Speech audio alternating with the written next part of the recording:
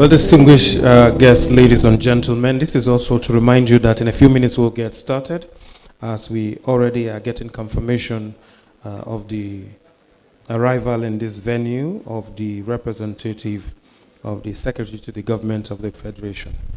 The President has already gone to the car park area to welcome him in. As soon as they come into the hall, we'll get started. Thank you very much for your patience.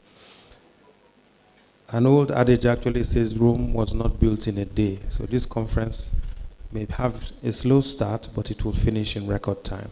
Thank you for your patience.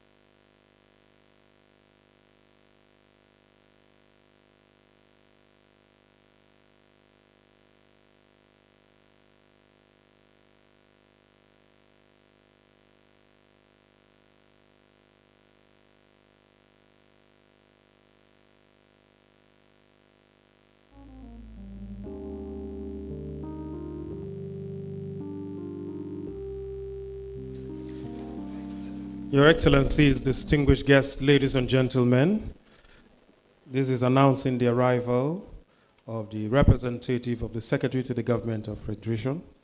The second distinguished Senator, Dr. George Akume, is represented here today by Professor Bernard Babatunde. You're welcome. Please put your hands together for him.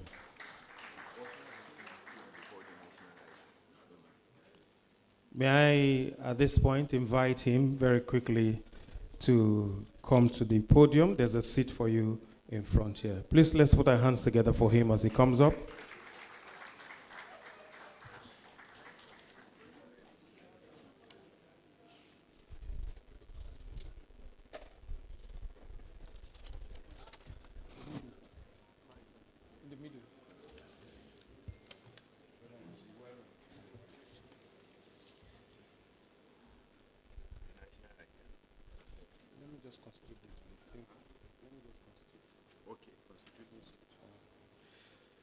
May I also invite to join us up here on the high table the representative of the Honorable, the Permanent Secretary, Federal Ministry of Works and Housing.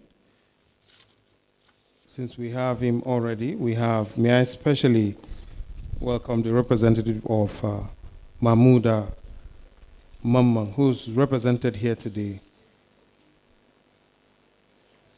by ESV Alabi Collins, Deputy Director, Special Duties, Acquisition and Compensation of Lands and Housing Development. Please put your hands together for him. Also joining us on the podium here is a representative of the Permanent Secretary of the FCT. Let's especially welcome Engineer E.A. Oluwadamisi, the Director of Mass Housing in the FCT. Please put your hands together for him.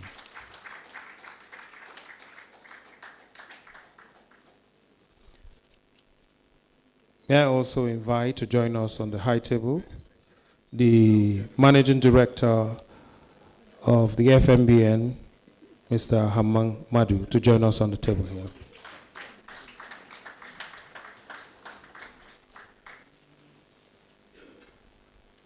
Also to join us up here, we have the honor to invite the chair of Redan Board of Trustees, our father in housing, Prince Sheyi Lufadeju. Please put your hands together for him. May I also invite our guest speaker, who's also a BOT member, Professor Benga Nubi. Please put your hands together for him.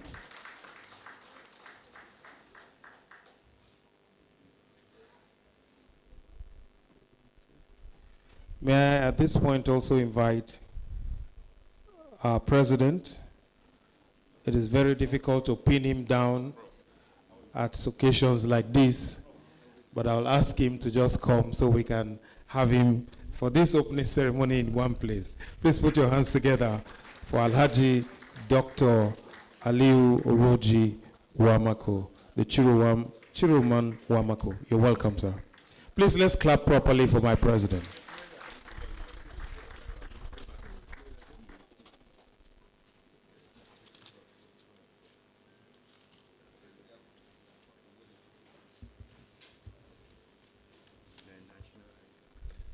Now that we have properly constituted this front seat, I'll want to crave our indulgence that we'll be on our feet as we honor Nigeria by taking the national anthem to formally commence the beginning of this program.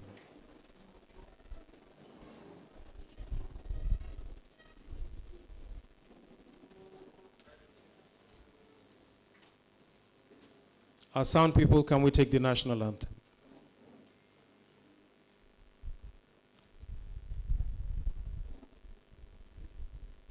I'm sure we can still remember the lines. Can we sing after 3?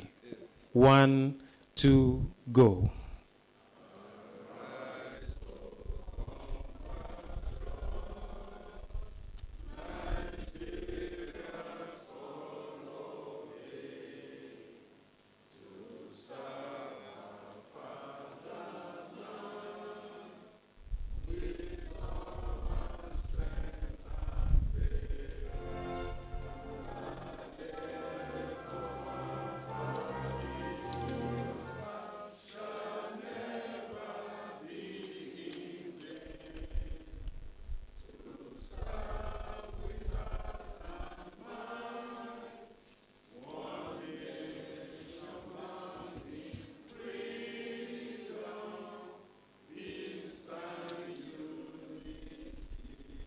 While we are still standing, we'll take the second stanza of the national anthem as the opening prayer.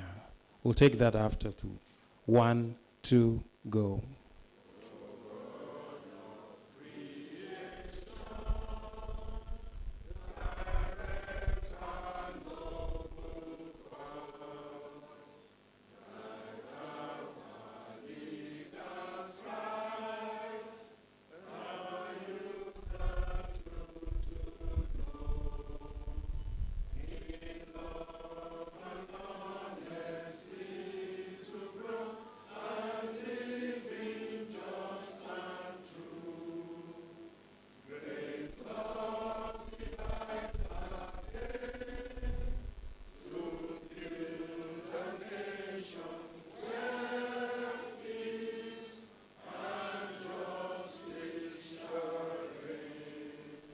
Thank you very much. You may please take your seats. This national anthem indeed was very beautifully sung. I've been told, however, that the word shall has been expunged from the last line of the second stanza. So it's no longer where peace and justice shall reign, but where peace and justice reign. Your Excellency, the representative of this Secretary to the Government of the Federation, Your Excellency, the Permanent Secretary of the Ministry of Works and Housing, Your Excellency, the Permanent Secretary, FCT,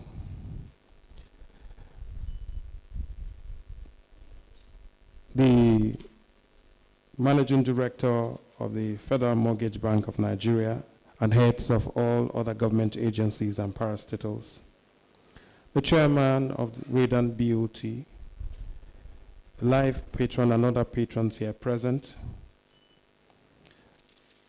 our guest speaker, who has prepared very hard for today, our President, and other members of the Redan National Executive Council, heads of associations, unions, and institutions in the built industry, our distinguished members, distinguished guests, gentlemen of the press, good morning.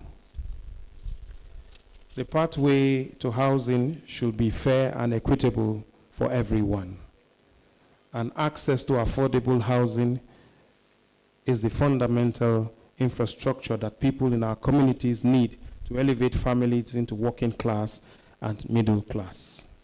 Today, therefore, we're gathered to focus on making decent and affordable housing a basic right for everyone in the country. Without basic and stable shelter, everything else falls apart.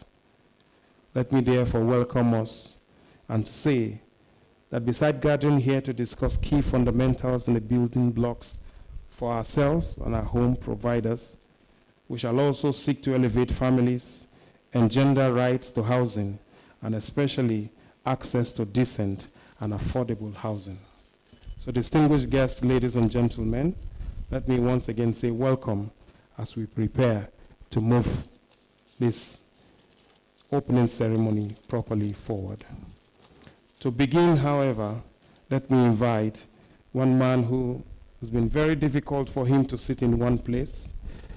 He has gone to every ministry, to everyone who needs to know that Nigerians need houses. He has told them in English, he has told them in Hausa, he has written letters, he has knocked on doors, and today is beginning to yield result. Let's, however, hear from him, our president, Alhaji Dr. Ali Oroji Wamako, the Chiro Wamako. Please put your hands together for him as he comes up to deliver for us the opening remarks.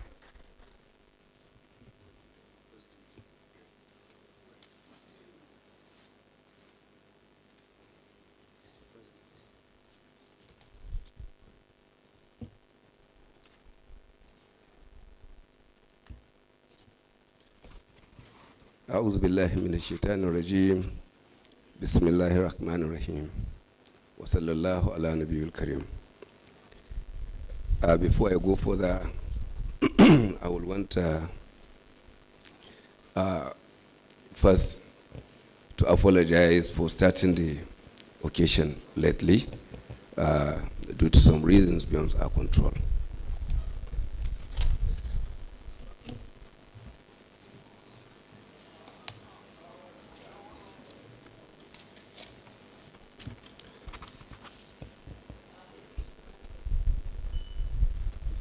I will start by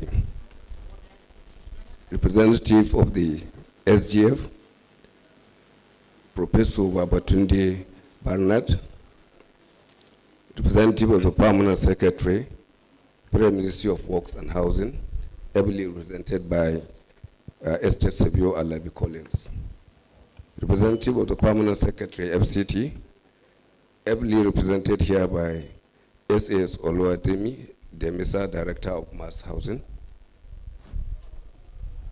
MD Federal Mortgage Bank of Nigeria, other head of government agencies here present, live patrons of Redan, Chairman of BOT, Prince Seyi Lepedeju, members of Redan National ESCO, guest speaker Professor Olubinga Nuvi, distinguished invited guests, ladies and gentlemen. You know, our government is brand new, so the government is putting its things together for the business of governance to Nigerians. So that's why we're not expecting a minister here because none is there already. So thank you so much.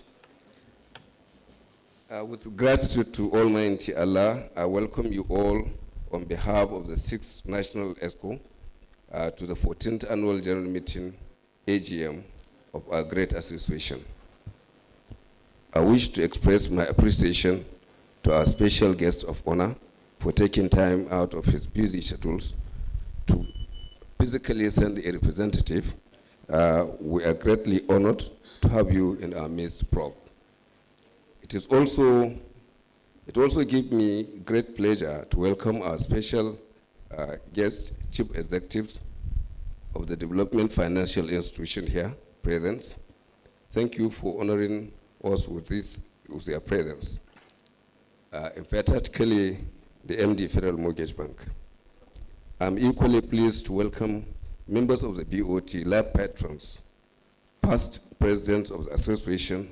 My sincere thanks go to the president of the professional bodies and their representative here, and captains of various organizations who have taken out time to grace this event.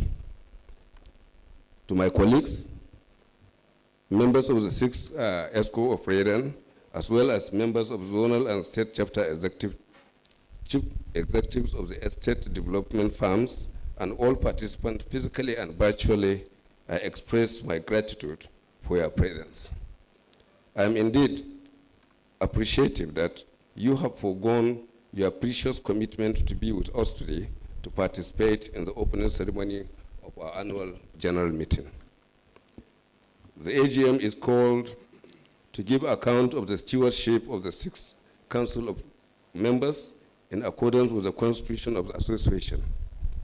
Well, the AGM proper, which comes up in the next session, will expatiate on the achievement to the Congress. This segment of the event is to provide us with the opportunity to inform the government, investors, and the general public of the importance of housing to socio-economic advancement and the nation.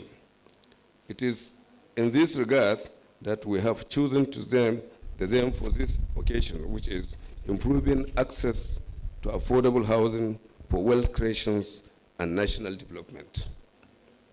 The erudite professor of housing and urban development at the University of Lagos, also the director of the Center of Housing at the University of Lagos and member of Redan BOT, Professor Olubenga Nuvi, will speak on the essence of housing as engine of national development and major drive in employment generation, a forerunner to curb social restiveness, insurgency, banditry, and other enabler of other real productive sectors of the economy for national development. The occasion also provides an opportunity for me, on behalf of the National Executive Council, to inform our guests of the great achievement that the association recorded during their under review. We sustain collaborative relationship with critical housing stakeholders. We have secured, we are making preparation, or we have almost come to a conclusion of getting a financial facility to actualize our flagship, the National Housing Development Program tag Rural Urban Housing Initiative, RUI 774, which is aimed at developing at least 100 housing units in each of the 774 local government council of the Federation, including the FCC. Excuse me. We shall, before the end of the next quarter, flag off the construction of 5,500 housing units under the Rural Urban Housing Initiative across the geopolitical region of this country to affirm our effort to complement the housing program of the federal government under the administration of President Asuwaju Bola Ahmed Tinubu. This will alleviate the hardship being experienced by Nigerians, especially the paramilitary officers and the low-income earners. Another initiative to sanitize Nigerian real estate sector, for which we propose a bill tagged the Real Estate Regulation and Development Bill, has been approved by both chambers of the 9th Assembly, Senate, and the House of Representatives. The 9th National Assembly has now passed the bill for an act to establish the Real Estate Regulatory Council of Nigeria.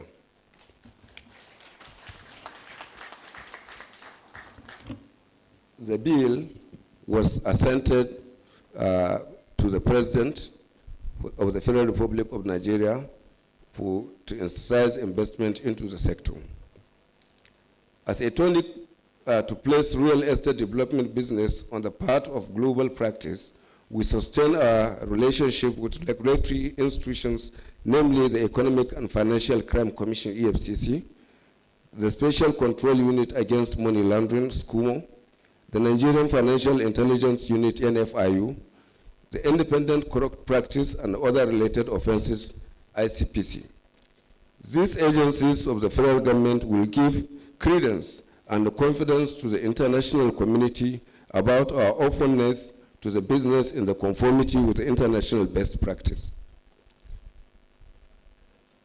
And although sharp practice, we therefore call on our members to carry out their business with utmost diligence and in conformity to the extant laws. There is no need for any of our members to soil their business, bear unwholesome business. Excuse me. Bear unwholesome business. I emphasize that the real estate is our business and we must do all in our powers to protect and align it with the best global practice. Redan, as a self-regulatory organization, initiated the estate and the product endorsement scheme to reimpose and enhance standardization of members' products and estate. This also leads us to introduce and launch the Redan seal as a mark of credence. We now have in-house Redan magazine, Redan television, online to inform the government, MDAs, our members and general public of development and trends in the housing and the real estate sector. Let me reinstate here that we are willing to work with all strata of government to ease life for Nigerians citizens. Our association would like to ensure government of our support in ensuring the success of its policies on affordable and accessible housing in Nigeria.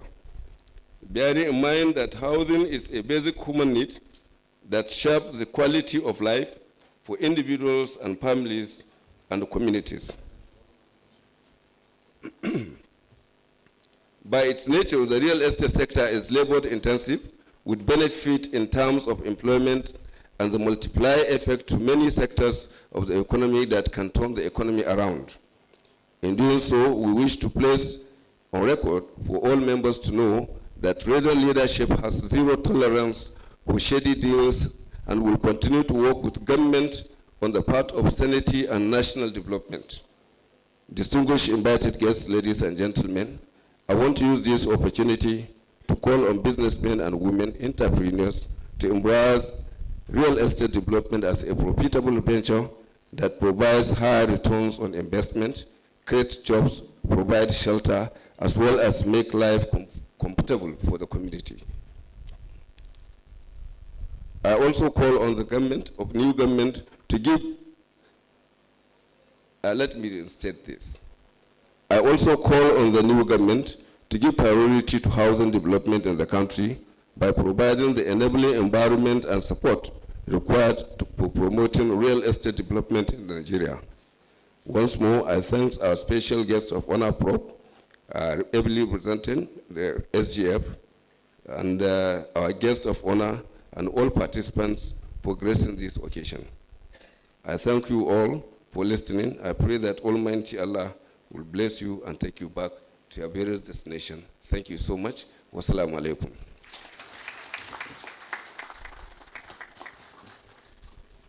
If it's my president you're clapping for, I think he deserves better. One who, under one single act, provided over 700 houses in one part of Nigeria. Please put your hands together for him.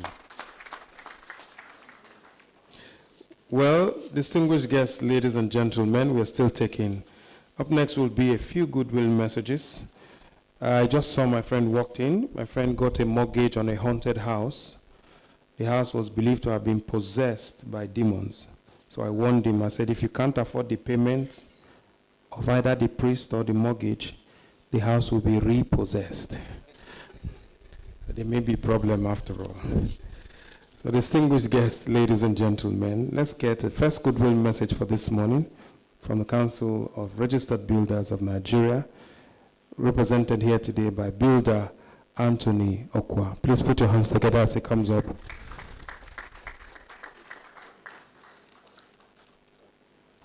Please, can we put our hands together as he comes up to say a few words? We'll do this very quickly. I've been told that we will not be taking more than 2 minutes so that we can accommodate the many people who are here. Another round of applause for him.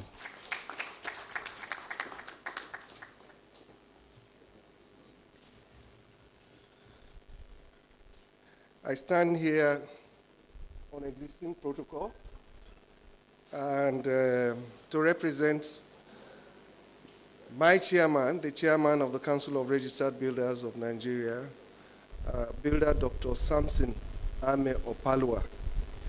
I was actually looking forward to meeting him here this morning because he assured me that he would love to be here in person because of the importance of Redan to what we do as builders. But unfortunately, he's a bit indisposed, and he had sent a registrar to stand in for him. But then again, they have another council meeting at 12 noon this afternoon. So I have to stand in for them. I will just read his message. It is with immense pleasure that I give the goodwill message as a guest of honor at the annual general meeting opening ceremony. I would like to extend my sincere appreciation to Redan leadership for inviting me to share my thoughts on a topic that is critical to our nation's progress, improving access to affordable housing for wealth creation and national development. Access to affordable housing is not only a basic human need, but also a catalyst for economic growth and social stability. It plays a pivotal role in creating wealth, driving employment, and fostering sustainable communities. Therefore, it is essential that challenges surrounding affordable housing be addressed by all stakeholders. And I commend Redan for the unwavering commitment to the cause. To truly improve access to affordable housing, a multifaceted approach that engages all relevant stakeholders needs to be adopted. Stakeholders including government organizations, real estate developers, financial institutions, and regulatory agencies such as Carbon need to collaborate to ensure the success of all efforts. On the part of government, it is imperative to ensure an enabling regulatory environment that supports the development of affordable housing as provided and sustained. Government should streamline approval processes, reduce bureaucracy, and provide incentives for developers to invest in affordable housing projects. Furthermore, there is need to update and enforce building codes and standards to ensure the delivery of quality and sustainable housing solutions to our citizens. Financial inclusion is another crucial need towards improving access to affordable housing. Collaboration is needed with financial institutions to develop innovative financing models that cater to the needs of low and middle income earners. This could involve the establishment of housing cooperatives, the introduction of affordable mortgage schemes, and the creation of flexible repayment options. By enhancing financial literacy and providing access to affordable credit, we can empower individuals and families to become homeowners, driving wealth creation and economic prosperity. In addition to regulatory and financial measures, priority should be given to the use of sustainable building practices, embracing green building technologies, renewable energy sources, and energy efficient designs, not only to reduce the environment impact, but also lower operational costs for homeowners. This in turn contributes to the long-term affordability and sustainability of housing projects. Carbon, as regulators of the building construction sector, remains committed to promoting sustainable construction practices and advocating for their integration into affordable housing projects. Investment in infrastructure development, urban planning, and urban renewal is also required to bring about improved access to affordable housing. Access to basic amenities such as water, electricity, sanitation, and transportation is essential for creating livable communities and attracting investments.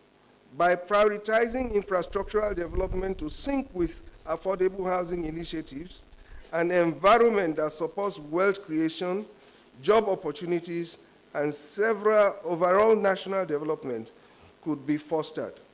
Lastly, it is vital to prioritize research and data-driven decision-making by having investments in comprehensive data collection and analysis to better understand the housing needs of our population and to inform policy formulation.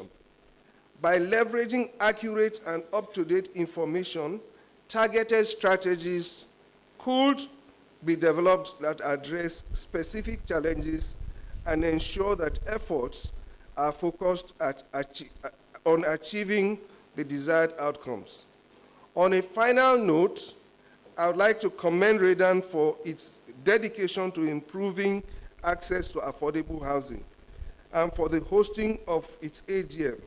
As chairman of COBON, I emphasize our commitment to collaborating with Redan and other stakeholders to drive positive change in the housing sector.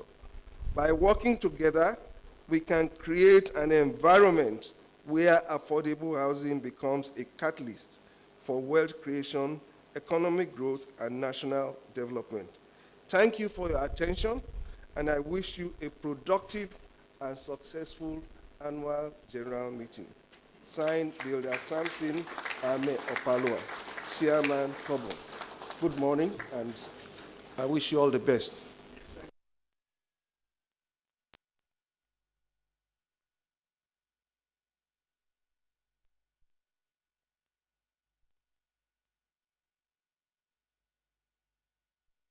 Person will just need you to just go straight. So we have a lot of people on the list. The next, I want to invite the representative of the Nigerian Institute of Architects, representing the NIA president. We have with us architect Sani I. Saulawa. Please put your hands together for him.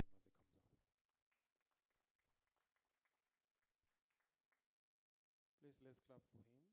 Good morning, Mr. President,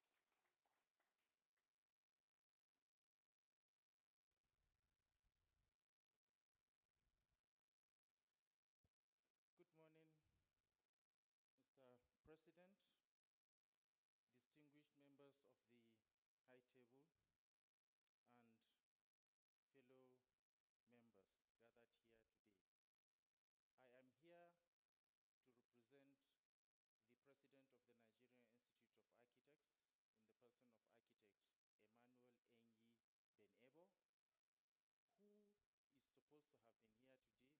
but his flight was cancelled. And so at the last minute, he detailed that I should be here to present him and offer some goodwill messages from the Nigerian Institute of Architects, as well as on behalf of the Architects Registration Council of Nigeria. The theme of this year's Redan Annual General Meeting, Improving Access to Affordable Housing for Wealth Creation and National Development, is indeed a topic that is worthy of dissection, because as it is stated, it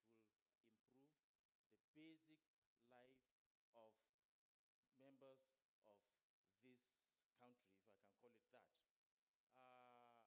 The nation is being faced with, I don't know, there are conflicting and various statistics on the national housing deficit. So, yeah, depending on which sources you are quoting. So, but I would want to extend an invitation to Redan indeed for partnership with the Nigerian Institute of Architects as well as the Architects Registration Council of Nigeria, and indeed all the 7 associations and regulatory bodies of professionals in the building and construction industry, because the end product of what we do has a direct consequences on the lives, property, and the environment that we live in. And it is the professionals that are licensed to offer their professional practices so that the housing, the end product that we offer to Nigerians will stand the test of time, and it will live to its desired intents and purposes. And I wouldn't want to cross over the finish line and be penalized for it. So the Nigerian Institute of Architects as well as the Architects Registration Council of Nigeria wishes you well in the deliberations and will be interested in the communique at the end of this annual general meeting. Thank you very much.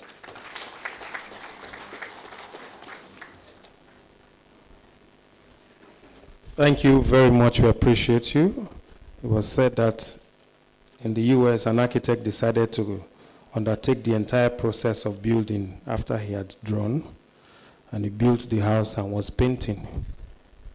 And when she was painting the house, she wore 2 coats.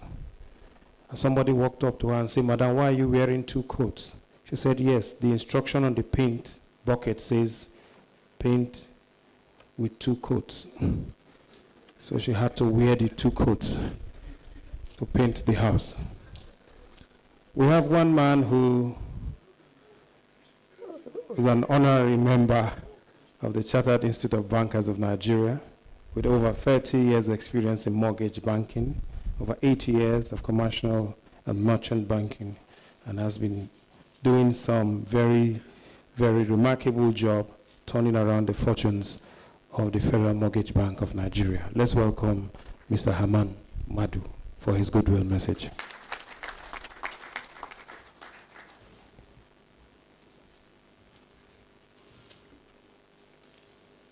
Okay. Good morning, the special guest of honor, the Secretary to the Federation, ably represented by Professor Babatunde, the Permanent Secretary, Federal Ministry of Works, ably represented, the Permanent Secretary, FCT, ably represented, the President of Redan, the Chairman of the BOT, members of Redan ESCO, our special invited speaker, Professor Nubi, heads of various associations represented here, distinguished members of Redan, invited guests, ladies and gentlemen. Allow me to congratulate the executive and members of Redan for this occasion of its annual general meeting holding today, 15th of June, 2023. It is my pleasure to be here today to grace the opening ceremony of the 14th annual general meeting of the Real Estate Developers Association of Nigeria, Redan. The theme and the focus of this year's annual general meeting, improving access to affordable housing for wealth creation and national growth, could not come at a better time. The importance of housing, particularly affordable housing to all socioeconomic development of any nation, cannot be overemphasized. and it has been proven beyond doubt that housing and home ownership propel economic growth, wealth creation, and the enhancement of socio-economic conditions of the people of any nation. This is why it is virtually all developed nations today that housing is a key driver of economic development and national growth. We must therefore commend the Real Estate Developers Association of Nigeria for zeroing in on this topic as the theme for the 2023 Annual General Meeting. The provision of affordable housing has been a persistent challenge, particularly in developing countries, including Nigeria, and this challenge seems to be defying all solutions. The demand for affordable housing is at an explosive level in our ever-growing population, and the high level of urban-rural migration.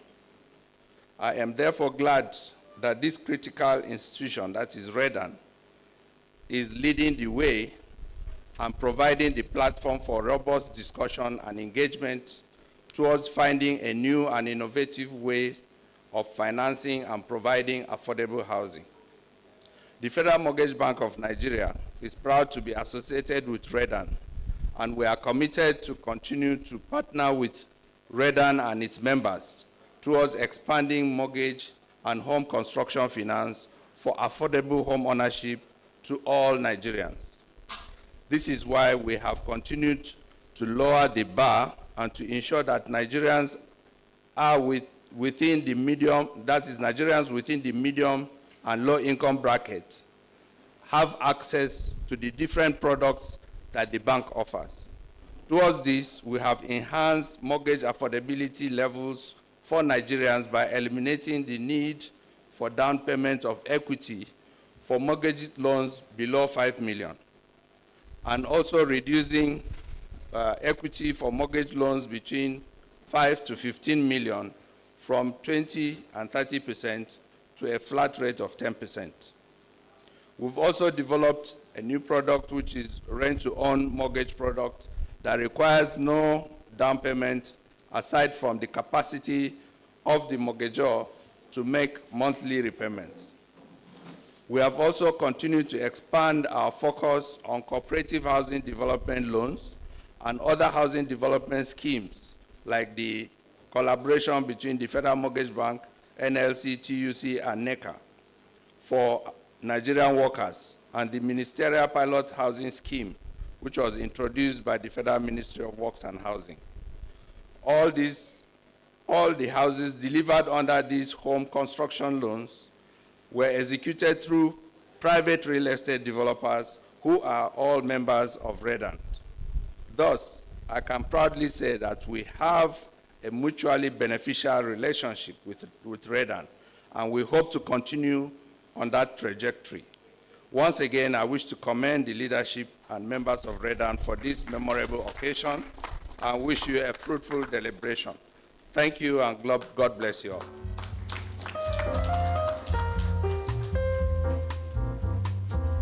Thank you very much. He did say 3 key words for me. One of them is lowered bar, the second one is expansion, and the third is inclusion. But all of that is about partnership with Redan. And I think, sir, we should say Redan first. Please, let's put our hands together for him.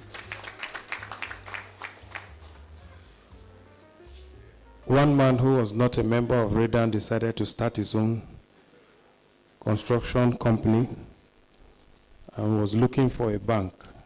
And he said, I want a bank that will give me a loan and leave me alone. He's now with EFCC.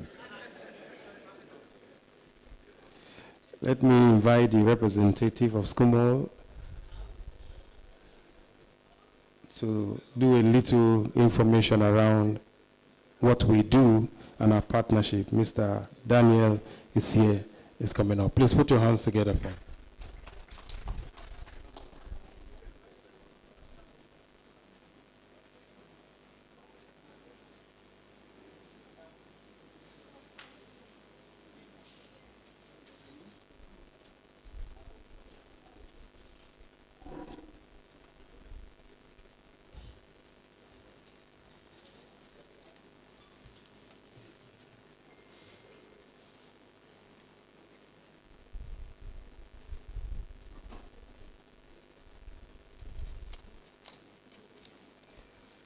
Well, distinguished guests, ladies and gentlemen, we will take another, but this time we have one who has also been able to make civil servants in Kogi State smile. They live well and live in good homes. The head of service, Kogi State, let's welcome Mrs. Hannah Odio. Please put your hands together for her as she comes up to speak a little to us. Please, let's clap for her.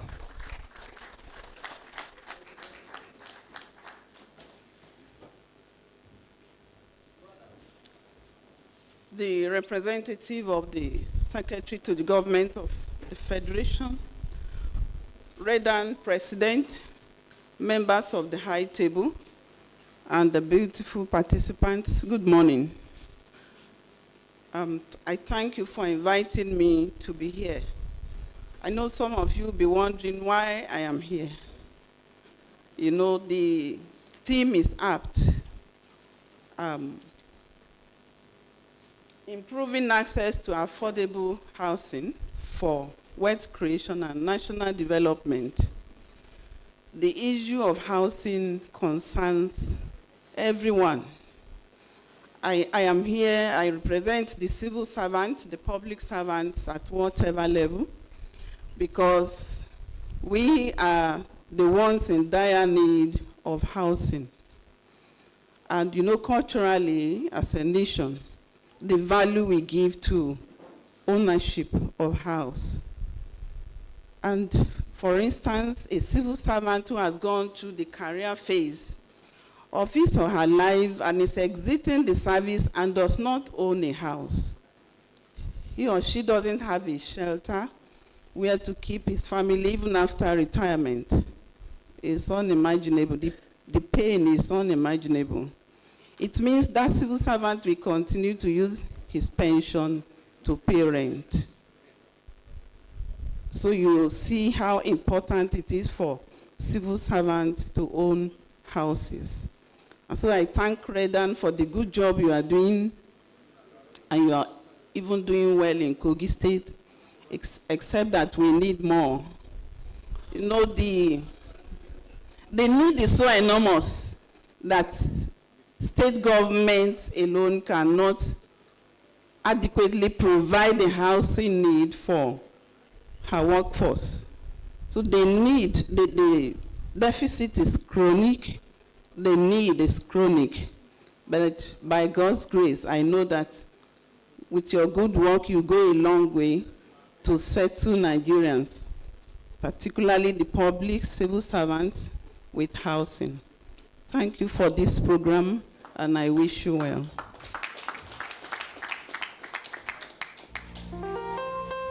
Thank you very much, ma'am. The president is very gender sensitive and he insisted we must bring a woman to speak. Please clap for her, and above all, clap for my president. It's not when you build a house and you live in it, there's happiness. But when you take a leave and you come back, a young man took leave and left his office. By the time he came back, the company was not there anymore. So we asked him, said, what happened? He said, sir, I went on leave for 2 weeks. I'm back and the company has relocated and I don't know the new address. He said, you have lost your job. Well, and that is why we need to secure the control of our estates against hijackers. It's a project that the Southwest Zone embarked upon. As part of their goodwill message, let me invite the National Vice President and Chairman of the Southwest Zone, Mr. Debo Adejono, to come and tell us a little in his goodwill of 2 minutes and to also share with us a little about that project. Please put your hands together for him.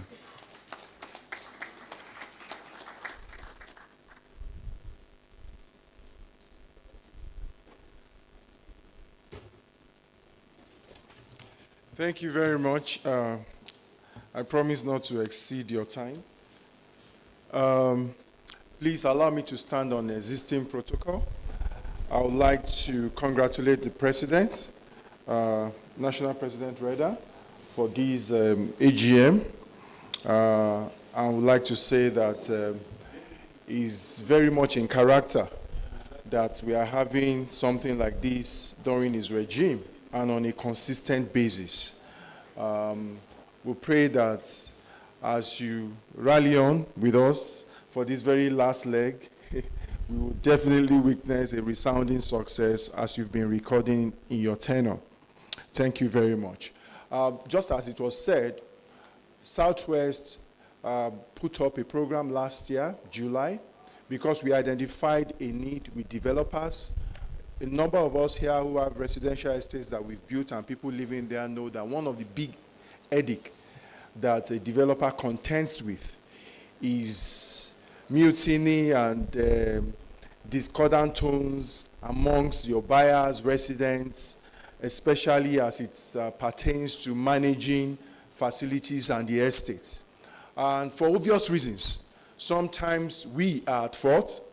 A lot of the time, they cannot afford the cost of maintaining a decent house, and they want to then seize control and run down what you've built that you want to be using as reference.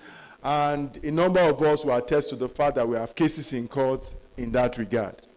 But we realize that this is very preventable if we do the proper thing. And so we gathered experts, lawyers, estate surveyors and valuers, developers ourselves that have gone through these experiences, residents themselves, to come to a symposium and let's judge and kind of profile a solution to this problem.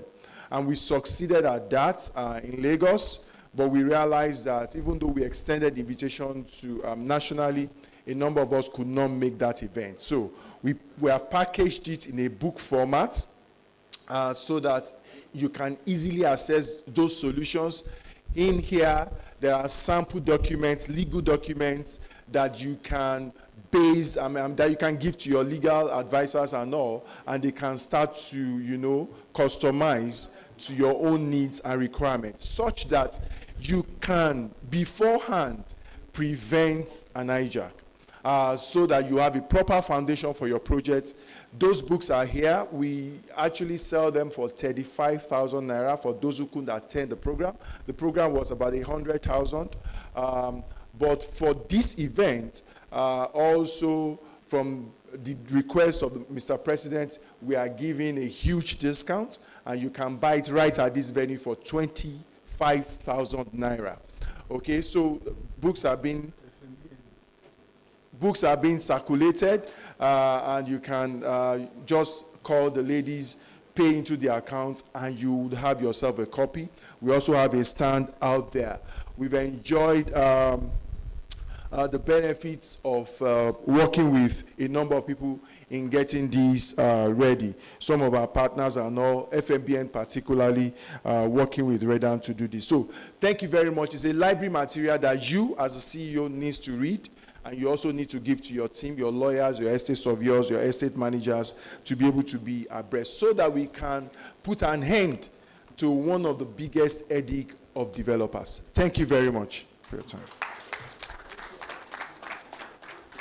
Thank you very much. He says the book is available. Please buy the original copy, don't buy the photocopy. They are here to sell it now. Buy original. I want to once again appreciate the representative of the Nigerian Institution of Estate Surveyors and Valuers, Estate Surveyor and Valuer Victor Alonge is here, the first Vice President. We'll bring you up later on for a goodwill message. I'm sure we have a few more that will come up. Thank you very much. Please, let's clap for him. Let's clap for him. Thank you. But the next will be a very important message from one that we refer to as an institution. He's a mentor, a builder par excellence, one who knows the rules of building. He teaches the rules, and he ensures that these rules are followed. Former Managing Director of the Pan-African Finance Institution, Shelter Afrique, and currently Chairman of the Board of Trustees of Redan. Let's welcome Prince Oluseyi Lufadeju for his good message. Please, let's clap properly for our chairman.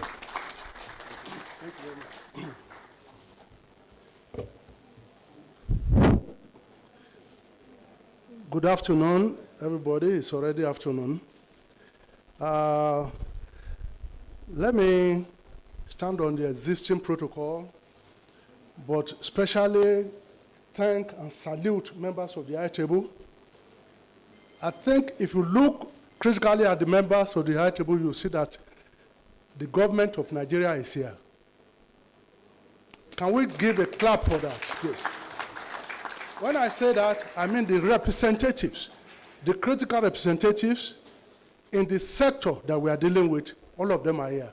And I dare say that good morning Nigeria, new days are here. New days are here. And I think as members and shareholders, because we are all shareholders of Redan, we should be delighted to see that the new government which we have is already giving us dividends of democracy. I can inform you very authoritatively this morning that the Policy Advisory Council of the federal government was authorized by the president to undertake a study in all the sectors of the economy, and the report of this council has already been delivered. And I'm very excited, I'm very delighted to note that even though we have been saying in the past that government is not doing anything in the shelter sector, government is saying nothing, in this report, government has said a lot of things.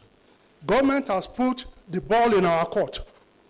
Government has given us the blueprint of what they want to do, and I'm very, very happy to see that the sector that we are dealing with is very well represented, that we are going to have affordable housing in decent environment in this our national development.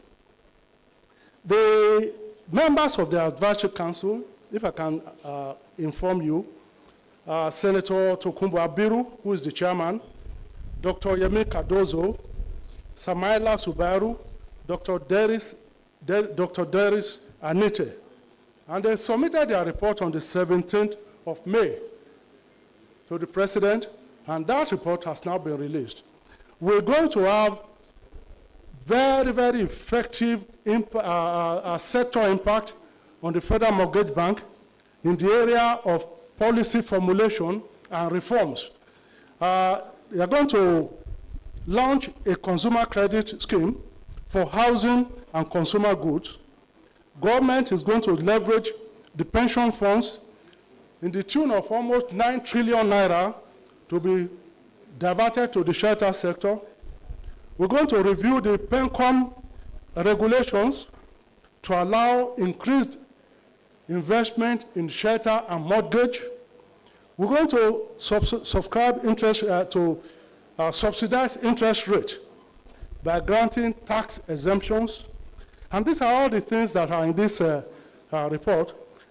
The one that gave me the greatest pleasure is the one that says that land in all states of Nigeria, including the FCT, will now be digitalized in order to make approval of building plans very simple, very short, and very straightforward. So we don't need to bribe anybody, because everything will have been dealt with in the blueprint that have been given to us. So we hold a ton of gratitude to the government for starting with this type of thing. And I think in our shelter sector especially, we are very grateful that we have the instruments to work with now. So like I said, the ball is in our court.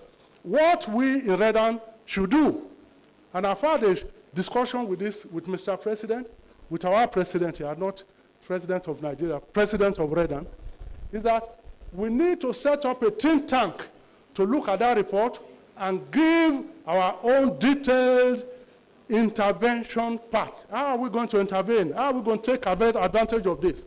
This is very important for us. We are not in any position to complain that government is doing nothing now, because government has said, we are ready to do it. This is the plan. Do something and let us have a plan. So congratulations, government of Nigeria. And I think I'm delighted that the representative of Secretary to the government itself today to convey our message that Redan is ready to work with government and all the other government institutions that are here, the ministry, the FCT, and the Ministry of Works. We are ready to partner with government in this dispensation, and please, the sky will be the limit for us. So, having said that, let me also give you a bit of good news. When they say good news in my church, we clap. Can I see you clapping? Good news. One of our one of our members who is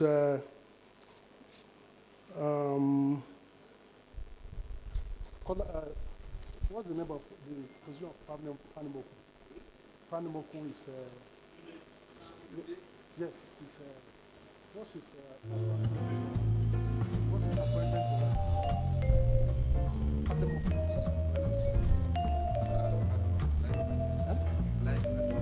It's a life patron. That I missed that. The life patron of Redan, Chief Babatunde Panimoku, who was supposed to be at this meeting, has asked me to inform the president and all of you that is unable to attend due to certain circumstances. But that he has an ongoing project in Lagos. We will be ready to discuss the details of that project, where we have international support or loan of up to $3 billion. It will include infrastructure, it will include housing, it will include port creation, and it will include other facilities. Redan has been specially invited to come and partner, to come and be part of this project without paying a damn. So, again, that is a matter for our president and the board of trustees and the council to look at and see how we can work with this organization. And I think it is a challenge to all of us that there are a lot of projects going on all around the country where members of Redan are ready to partner, are ready to participate. It's an opportunity for us to exchange ideas. Let us have this kind of discussions going on why we do not need to isolate ourselves in development, why we need to cooperate, why we need to collaborate with ourselves at the national, at the state level. Thank you so much. I hope I have not used 2 minutes. Thank you.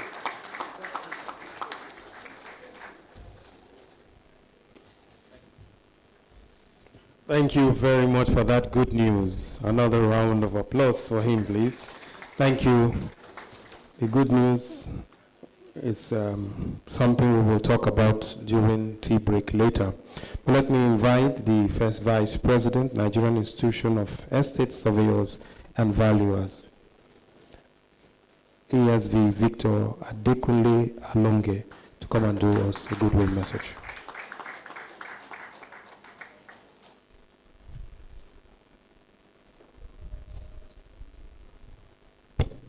Good afternoon. Please let me stand on the protocol already established. I'm here representing our president, who is unavoidably absent. I think he's attending a board meeting of our regulatory body as we speak. His name is Jombul Amayebo. And I bring his greetings and that of the entire membership of the institution. I want to commend the Real Estate Developers Association of Nigeria for what they have been doing. I think as a profession, we have always been part of the activities of Redan. And I think a good testament of our involvement and participation is that the guest speaker of today, Professor Benganubi, is one of our colleagues. He is an estate surveyor and valuer. And We're always very proud when we have our colleagues participate. But let me just say on behalf of the institution that we are delighted with the efforts of Redan. Your activities in actually bringing sanity to an industry that has already been given bad names. The way you've gone about it, we are proud of you. But I would just want to, like Coburn chairman said, please try and be much more inclusive. Understand that we professionals in the industry, because Redan is basically a business, organization, but you have done extremely well. You have professionals everywhere in the organization, and that is actually helping to drive, the good work that you are doing. But please try and carry along the professional bodies so that you have a much more robust presence, and then it makes it easier for government to listen to us. The theme of today is actually absolutely important. Everybody in the industry will actually identify with it, and we are very proud that you have also chosen a good topic. So please accept our goodwill. We're proud of you, and we're always very available, willing to partner with you. I remember the various encounters we had at the National Assembly with your president. He's a very dogged man, because some of the things that I'm not surprised that the bill was eventually passed. But this is Redan. This is real estate. Every one of us, this is the industry that we operate. We want you to please understand that we need to be together. We need to work together. Prince Lufadiju has actually given us some information. I think even when that committee was set up, because the chairman is my personal friend, I knew what his position. And he's somebody that actually loves this industry. And also the current president is somebody who knows the potential of real estate. He's very interested, and it is going to be a good time for all practitioners within the industry to come together and then make him, still favor us. He will listen to us, but let's come together and present formidable and robust positions. Thank you very much for the opportunity. God bless you. Thank you. Thank you very much. We appreciate you. Please, let's clap for him. Let's clap. Just to give us a perspective of what will happen in the next few minutes.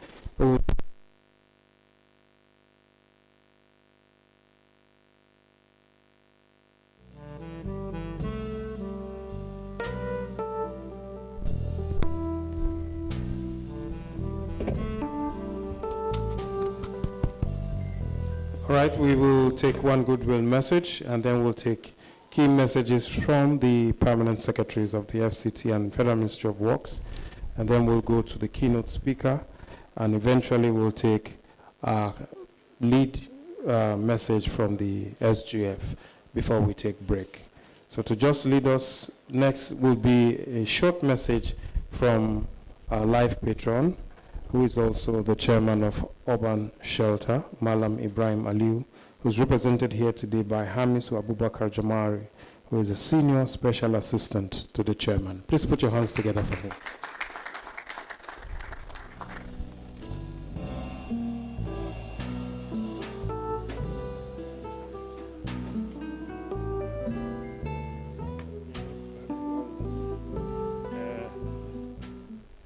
Members of the High Table, representative of the Secretary to the Government of the Federation, and all members of the High Table, and all members of the Redan, permit me to exist on the existing protocol.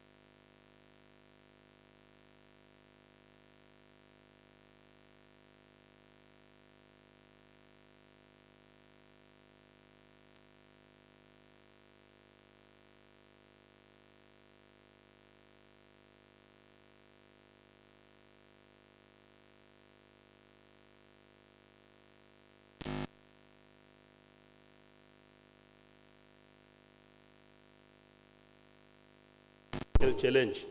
That's why he cannot be here. So Malam Ibrahim Aliu, the chairman of Open Shelter, and all other companies is wishing well to all Redan members, and particularly the president and all members of the high table. We wish the best, and we wish all best of luck. Thank you.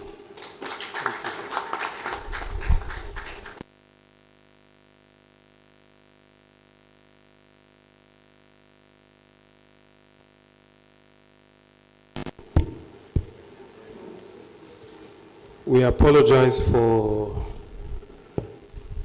that non-audio goodwill message, but it came from the heart, and we appreciate it. Thank you very much. Please put your hands together for him. We'll take more, and this time we're going to host the landlord, the FCT, the permanent secretary of the FCT, Olushade Adeshola, who's represented here by engineer E.A. Oluwadamisi, who is the director mass housing of the FCT. Please put your hands together for him.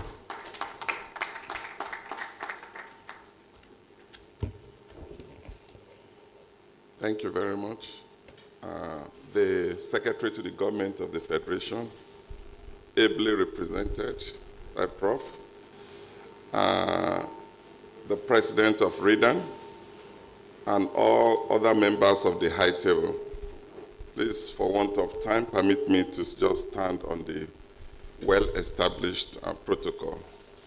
The Permanent Secretary of the Federal Capital Territory Administration, Mr. Olushade Adeshola, brings his warm greetings. He desired to be here personally, but due to the exigencies of the office, he had to travel out of the country, so he asked me to come and represent him. And he did say that it is a great privilege and honor for him to be invited to the 14th annual general meeting of the Redan as a guest of honor. And he particularly expressed his delight that he's been requested to also make a goodwill message. It is noted the theme of the AGM, improving access to affordable housing for wealth creation and national development, is a well-articulated topic and can't be more appropriate than now. It is only a well-accommodated workforce that can create wealth and participate actively in nation building and national developmental activities. As you all know, affordable housing is described in the Abuja Master Plan as any housing delivered under a program that strikes a satisfactory balance between the quality of residential buildings and the ability of householders to purchase those houses. So looking at the context from the Abuja Master Plan, there is a great effort to ensure the provision of affordable housing. And the success is yet to be achieved, but more progress has also been attained in the housing delivery sector. So the FCT administration want to congratulate and appreciate the role that Redan has been playing in housing delivery in the FCT. Yeah, and the administration also wants to challenge developers, especially through the association, to help to ensure that the houses that are being provided in the FCT are at affordable costs. This can be achieved through so many ways, which we expect that the association will brainstorm on. At least come down a little bit on your profits.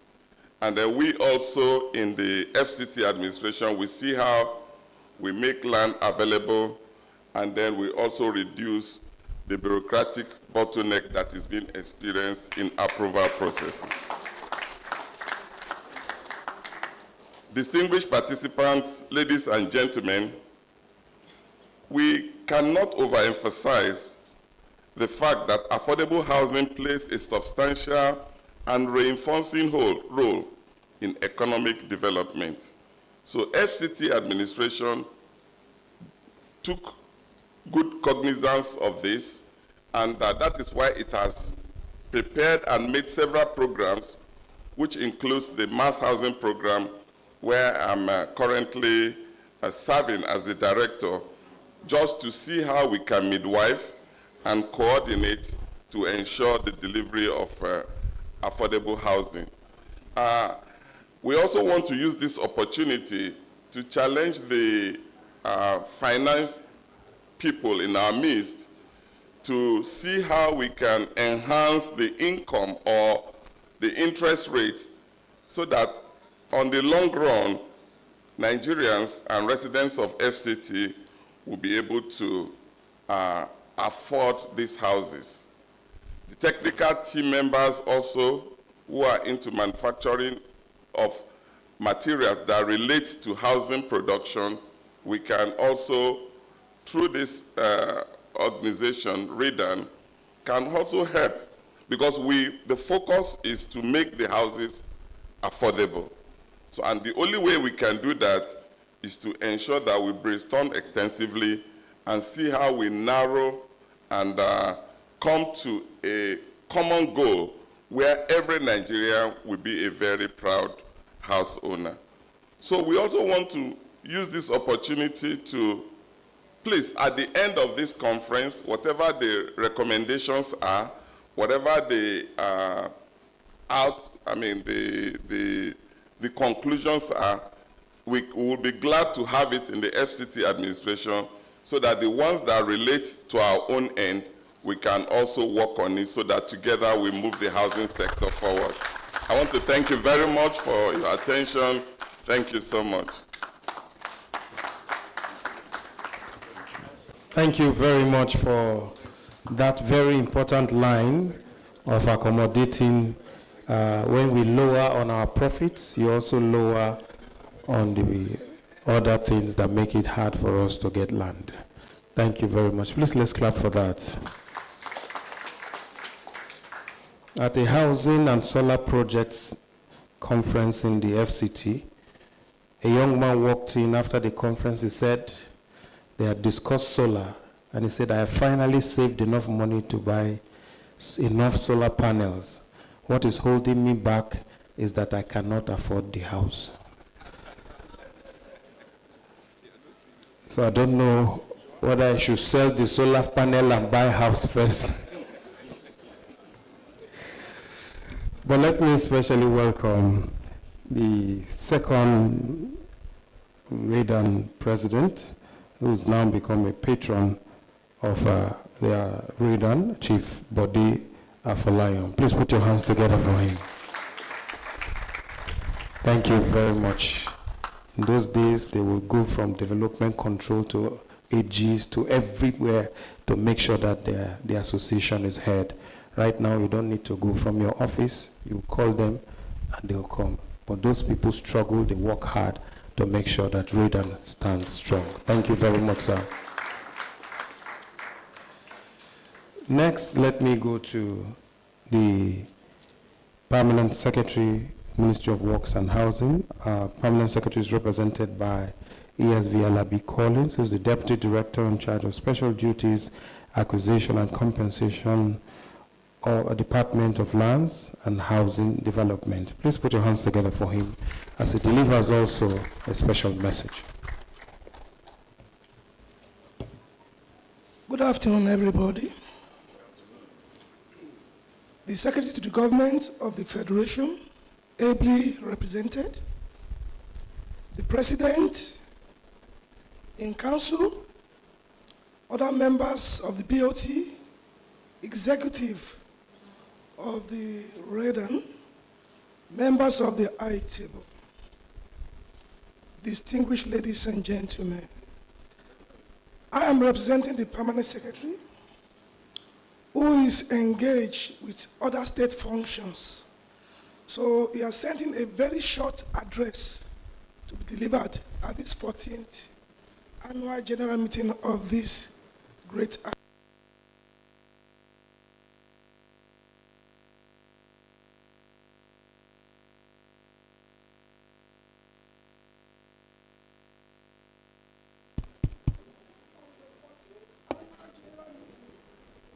With the theme, improving access to affordable housing for wealth creation and national development.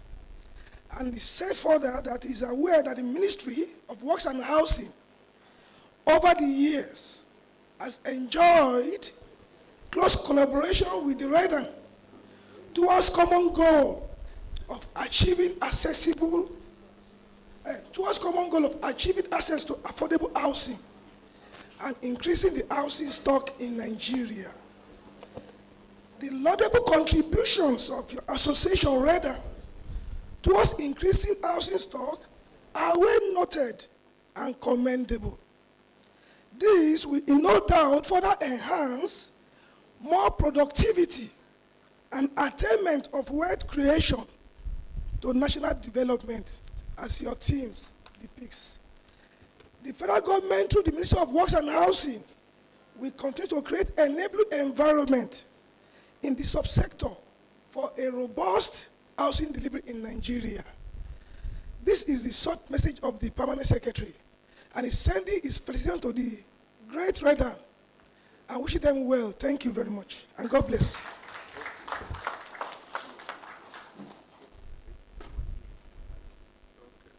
Well, thank you very much, sir. We appreciate you. Another applause will not be out of order.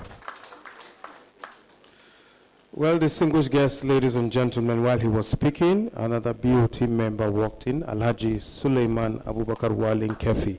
Please put your hands together for him. You're welcome. Well, this is what I do when I want to bring up a keynote address speaker. It's a simple exercise. I just count 1 to 3 and say go and expect us to clap once. Is this something we can try? 1, 2, 3. Okay, I didn't say go. Can we try it one more time? 1, 2, 3. Okay, I still didn't say go. Let's try it last time. 1, 2, 3, go. Yeah, what that says is that for the average human being, you have to tell him something at least 3 times for him to understand. Our keynote speaker has only one opportunity to speak to us, and he's going to speak to us about very, very important things. So I will need your attention to listen to him. So distinguished guests, ladies and gentlemen, while I was preparing for this, I said, instead of going into the profile of the man, let me find out really if this man is living what he has been called to come and talk about. And then I noticed that in the year 2000,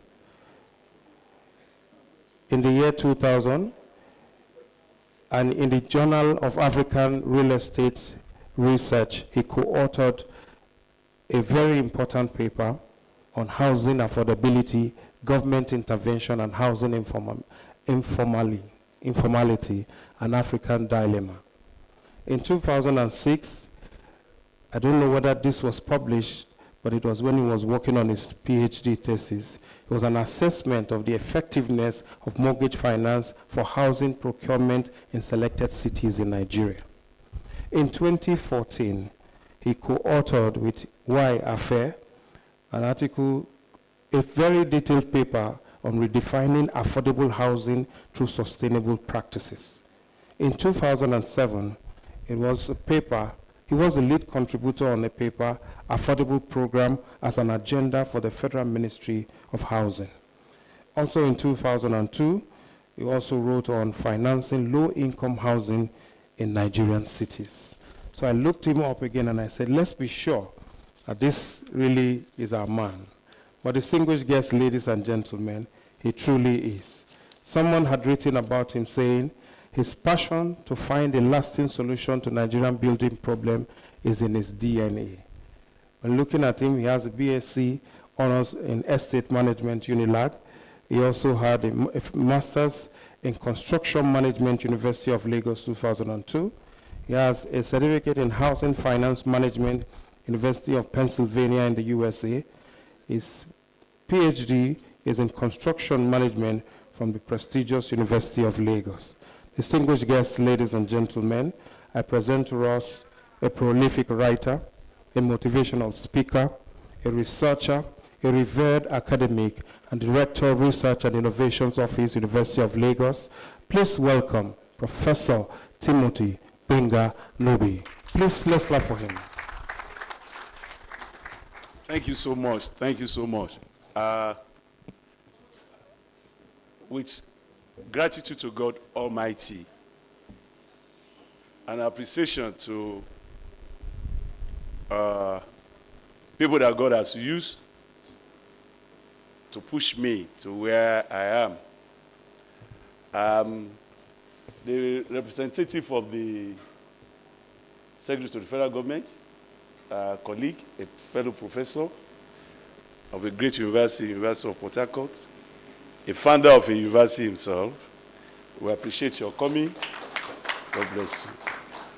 And to our president, well done, sir. And to the chairman BOT, the man who gave me my first job in 1982, Prince Lufadeji. You clap for the person that gave me my first job. I was roaming the streets of Lagos looking for a job. And I told my uncle, who was actually a director then, and who got in touch with him.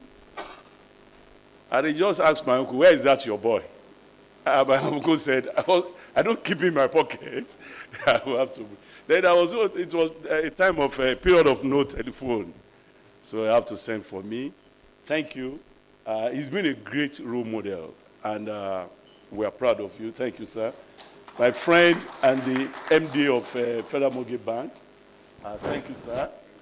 And many people here, Guy Okechukwu, thank you. Thank you so much.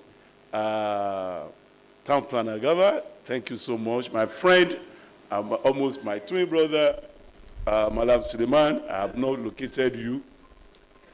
We thank God that, I'm standing before you with mixed feelings. That the seed that was grown in 2002 is becoming bigger and bigger every day. With sense of humility, I'm so happy to be here to talk to this body. Because Redan started in my office in the University of Lagos. It was the secretariat. My office was the secretariat for 3 years. The registration form for Redan, I designed it for members. And the logo, I remember the logo, were designed by my students of architecture. Students of architecture in mind. And when the Redan office moved out of Lagos, my friend, where's Madam Suleiman? Okay, this pillar is blocking me. My friend, Madam Suleiman of Imani Estate, graciously accommodated Redan. So we moved the Redan secretariat from my office to his own office at Maitama. Thank you for all you have done for Redan. It was with him, the secretariat was with him for almost 3 years before we were able to settle down and rent our first office. Ashifa Folayo, the MC remarked that you were moving from office to office. For as many that have grown Redan, my brother there, Brother Oka, these are gracious job done with passion. With passion. I remember when our financial secretary, went away with all we had, 25 million.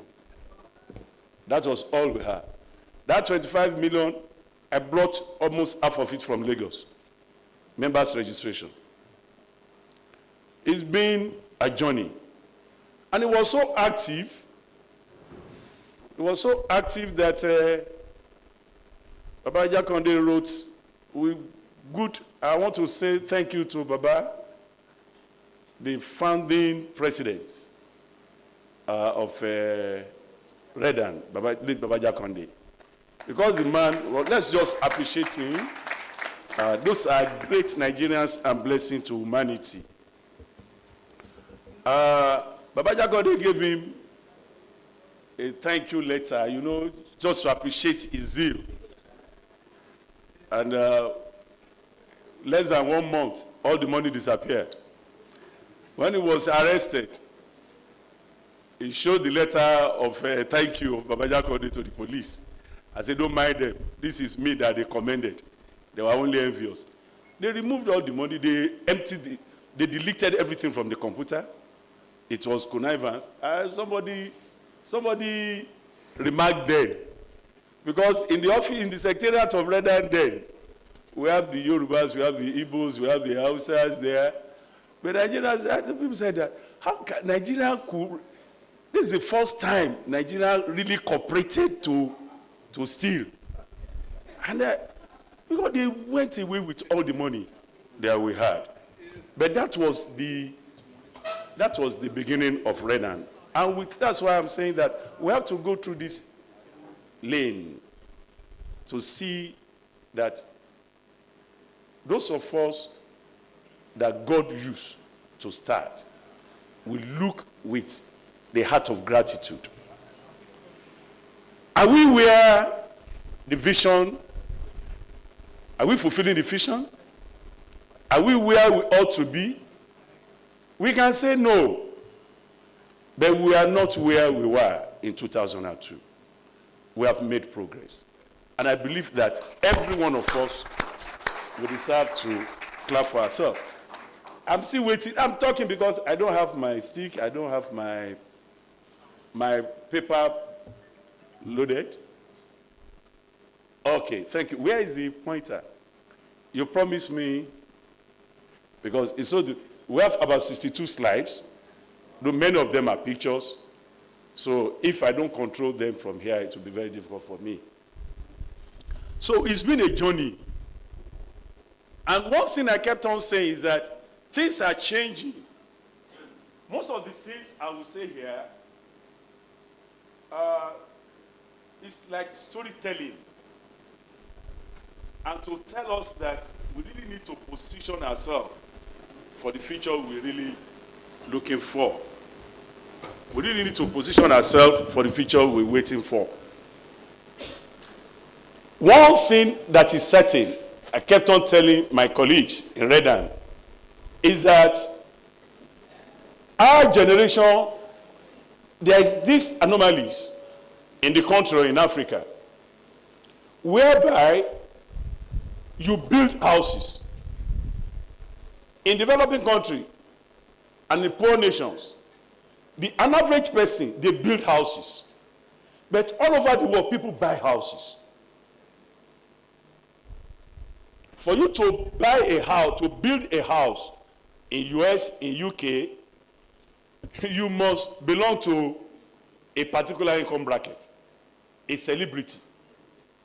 People like Muhammad Ali. But an average person will buy a house. But in Nigeria, we build a house.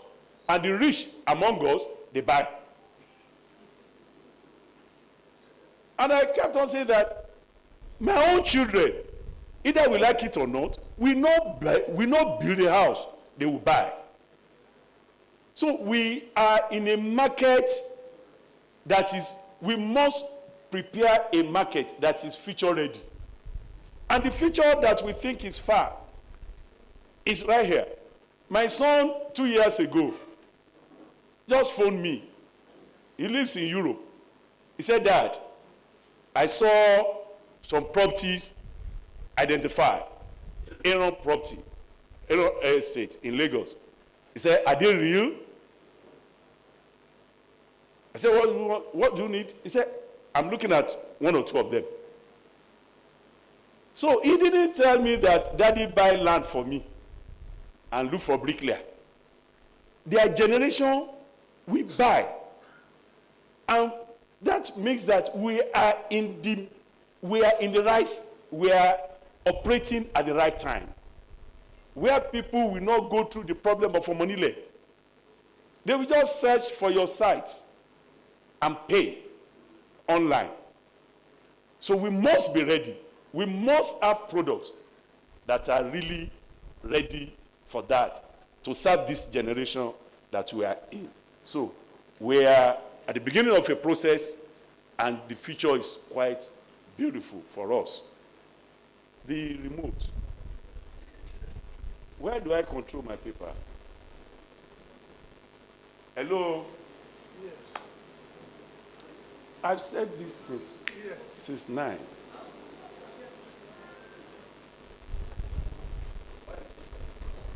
So, I say next. You can't next this one. No. They told me that. Okay, go to the first page. Because there are so many, and there are many that I really want to jump. So that's why next. They promised me, they told me, okay. One thing I want to say is that housing, okay. People on the IT, there's space for them. Okay, you can see. Okay. Housing represents one of the most basic human needs. But often treated as intrinsic economics like unwanted stepchild, frustrating nuisance, non-producing sector of the economy. That's unfortunate thing. They always believe that it will wait. They always believe that housing can wait. Housing can wait. It's on. Okay. Is that the remote? So, check 1, 2. The next.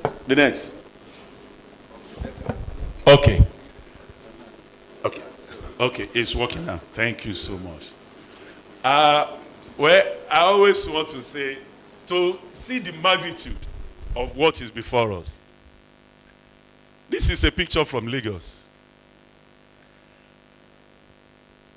This is it's not working. You are changing it. That's why I've said it can't work. Where we can see a bed, and we can see the beautiful house. These are everything that God has created. They have the architecture, they have beautiful design. And this is a peak of architecture and engineering, if you can look at it. How can that nest be hanging on that leaves? That's engineering, isn't it? And there will be wind and everything. It's not working. Next.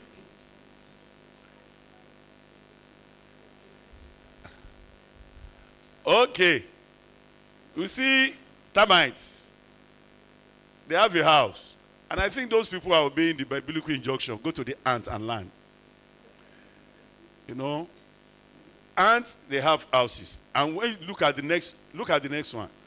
The architecture and engineering is superb. The queen is down there. And you see the soldiers. Those are the least in God's creation. But they were able to house themselves. And the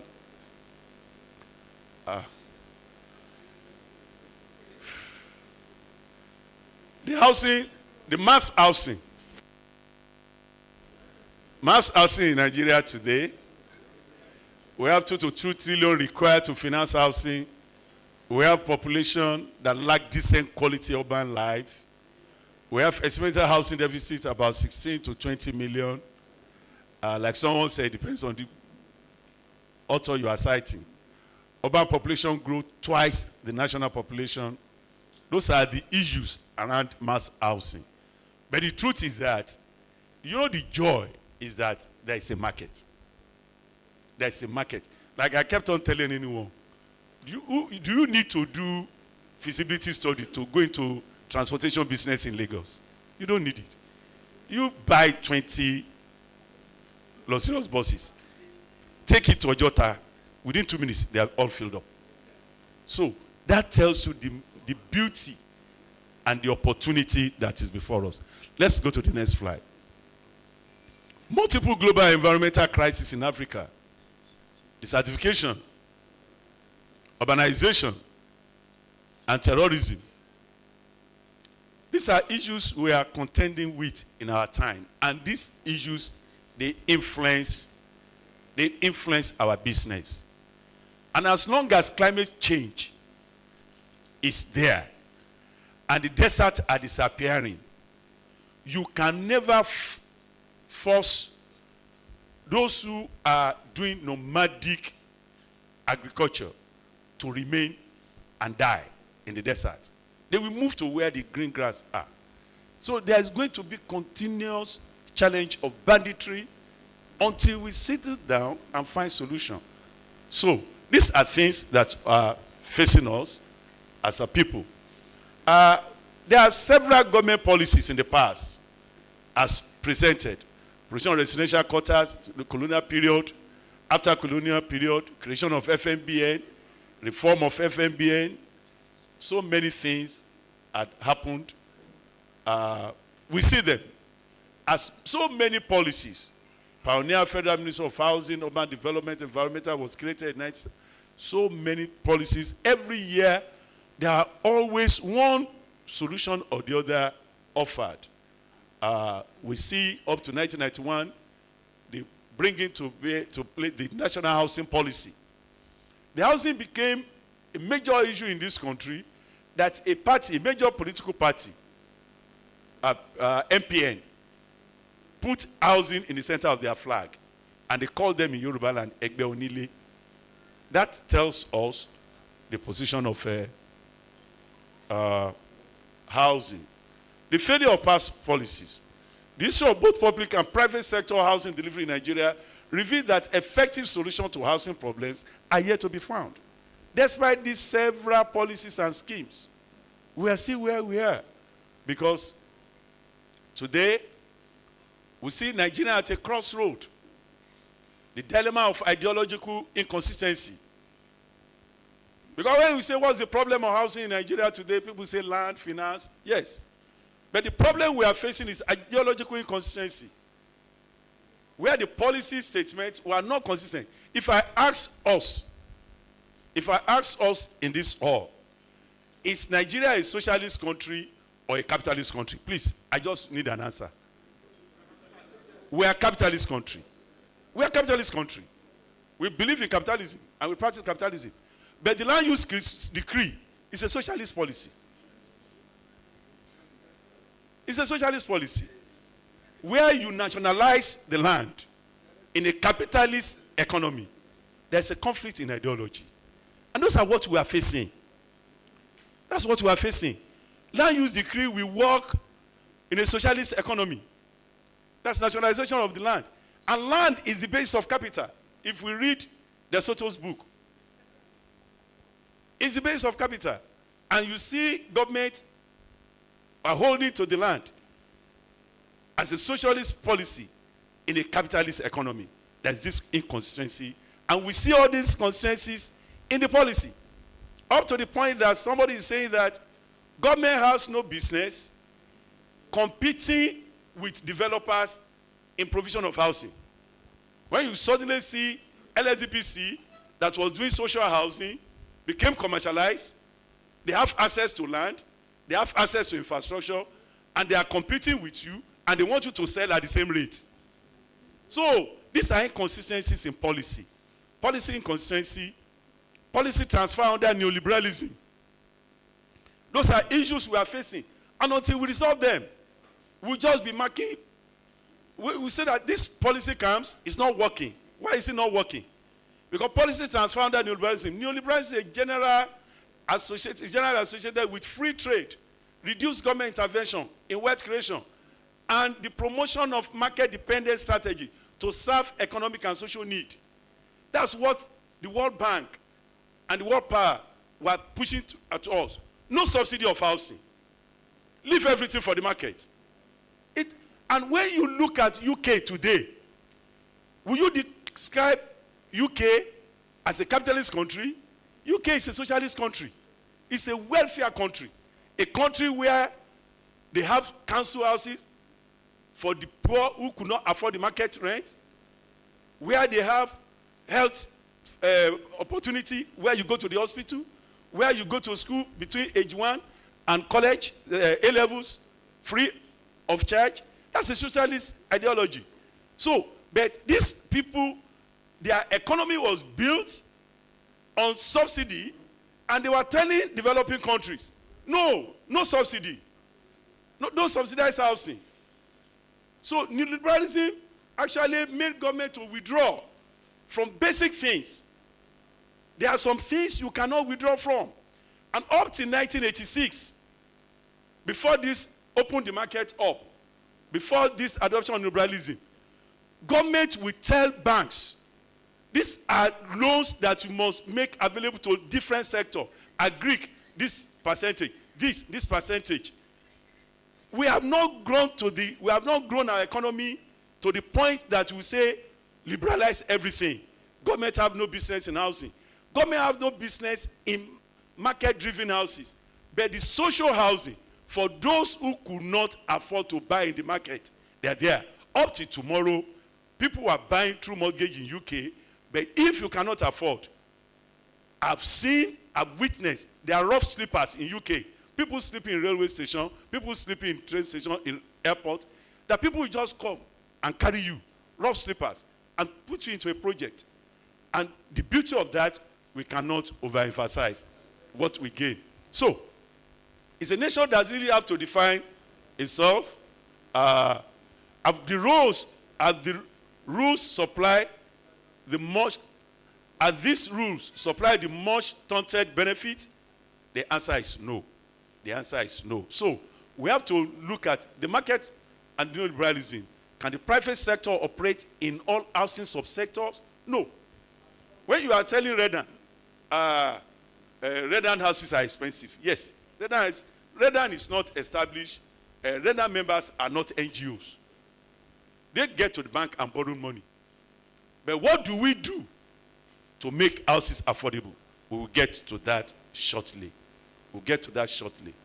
The problem across the housing development value chain. We have the land. We have the issue of title.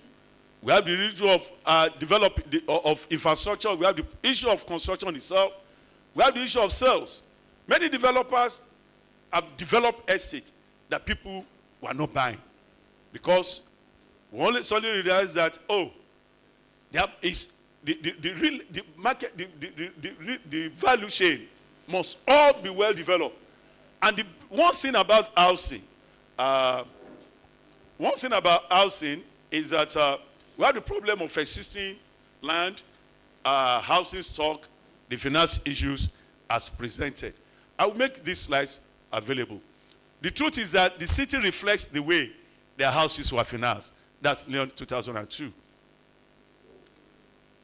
If you have a well-structured finance system, finance is the key thing. That's why my inaugural in 2015, I said beyond brick and mortar. Housing have gone beyond brick and mortar. It's a product. It has to be commoditized. There must be finance. Once you have a robust and well-structured finance system in any country, you will see well-developed land and housing. But where there is absence of a well-structured finance system, people will be building incrementally. According to Omiri, 1992, an average Nigerian built their house for about 15 to 22 years. They laid the foundation, they plant cassava and cocoyam. 5 years they come and raise the wall to window level. It's after 15 years they get to the roofing level. You have harvested 10 years cassava from a foundation, and you are saying housing collapse. So, those are issues that we are facing. So, imperfection of flaw of poor housing finance system, which is key to what we are doing. We are still running a nation where we see this type of construction. It cannot work. It cannot work. See, okay, this is incremental construction. This is what the model that people are used to. Lay the foundation, complete the first room. Sometimes it's another generation that will complete the house. It cannot work. In all over the world, these are where many people are. These slides are not taken in any forest. These are surrounding of University of Lagos. These are surrounding. The high-rise building you are seeing on picture 3 is the high-rise where University of Lagos staff lives. So, it's not a picture that is hidden. You see these places from the 3rd mainland bridge. This is a wire. I took the picture myself. The situation have not changed. These are my students surveying the surrounding of the University of Lagos. So, these are 70% of Nigerians. They were living in this condition. 70% of Nigerians, they were living in slum. 70% of Nigerians, they are living in slum. And that is the truth.